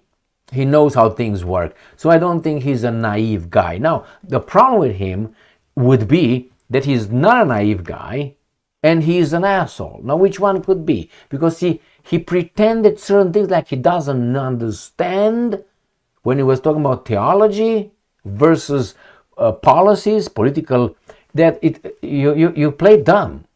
You either play dumb or you're blinded by your own imagination. And he was not sincere, because he couldn't have been sincere. Two options. You're either not sincere, you understand the question about, all countries have a right, to exist. He was avoiding that like he was an imbecile. He knew the answer, he avoided it. He's unsincere. You can't. And besides, this guy gave me the feeling, the conclusion of Huckleberry, he doesn't work for the US government. He doesn't work for us. He's not the US ambassador to Israel and protecting our interests over there. He was not. He was defending them, the other country, regardless whatever. If he would have been in Lebanon, let's say the American ambassador to Lebanon, let's say, I don't know if they have it, and he would talk like that about Lebanon, I would say the same thing. That guy is defending the Lebanese against us. That's not your job. Why are you there? That's the way I see this conversation. And Tucker will end up, I think, an atheist pretty soon. I foresee that, because the question he plays with God, pray this and pray that, I don't think so. The question he asks are not those kind of questions. Are at how close to being a heretic. That's what I think. He's going to end up, I hope he is not going to end up with something else, caught in Israel or anything like that, or some imbeciles like Charlie Kirk, you know what I mean? But I think he's going to end up as an atheist at one point, because I saw some questions he asked, like, Tucker, I can see through you. Nevertheless, if he thinks about, that's fine. But the other guy was horrible. And I'm glad I give Huckleberry this. He had patience and decency to go through the entire interview. It was like 2 hours or something. I give him that. He's old and I'll give him that. Now, I don't know, sometimes I interviewed people, and my interviewer in investigative capacity, where they thought they are so smart and they would like to talk to you. Oh, by the way, when I was at how do you call it, Gerard Taylor. And I met the second in command, who's going to be the first in command over there in American Renaissance. He was so happy to talk to me. He thought he's going to fool me. He thought he was eager to talk to me because he was so certain that he's going to do circles around me and I'm going to be like, what the hell? This is so smooth. And it wasn't like that. But he couldn't let him go because he was losing at every corner. And his ego would not allow him to leave the conversation before it was ended because he was trying to score something. To leave like I smacked him at one point and he was losing left and right and he did not want to leave the conversation because he didn't want to leave as a loser. Other person who knew from the get-go he's going to be a loser, the other guy that I was talking about, he didn't want to talk to me. He called me a clown, but he didn't want to talk to me. He knew from the get-go that he could not stand it. So he said, I'm not going to make a fool of myself. I'm not going to talk to this guy. Otherwise, what would have been the problem? He knew he cannot face it. So, but the other guy had bigger ego and he said, I'm gonna, the same with my investigation. Sometimes you find a guy who thinks he's a genius and those guys are the ones that get caught. You know why? They talk too much. And they talk too much and the problem is you rewind or review the tape and you catch them. And then you got another interview and you ask them about other things that they don't have a tape. They just say things and they don't understand that they make a connection that they were not supposed to make. Don't talk. That's my advice to these people. Do not talk. So anyway, Huckleberry Finn, I agree that he was, how should I put it, self-contained. How it could. I mean, he did not show too much anger. He did not raise his voice. He was decent. He stayed over there and he didn't call this guy this, blah, blah, blah, blah, blah. He was decent. I liked him. Actually, in my life, I met two people, finish with this one, two people who I admire very much, and both of them were Christians. One of them was a Pentecostal pastor, but it was the second one. The other one was a Romanian Orthodox. And when I was looking for God and I was with other things in my, it was the moment of searching and challenging, that was the word. I was asking questions directly and without beating around the bushes. And I asked these people, and these two guys, I asked outrageous questions for them. They answered them, unlike other pastors, other priests that I talked to, very calm, did not take offense of it, like I would expect a follower of Jesus to really answer. Huckleberry Finn reminded me his composure to those to a certain extent, but his answers were either ignorant or sleazy. Thank you very much for being with me again today. Stay strong, stay smart, look for the truth, and be just.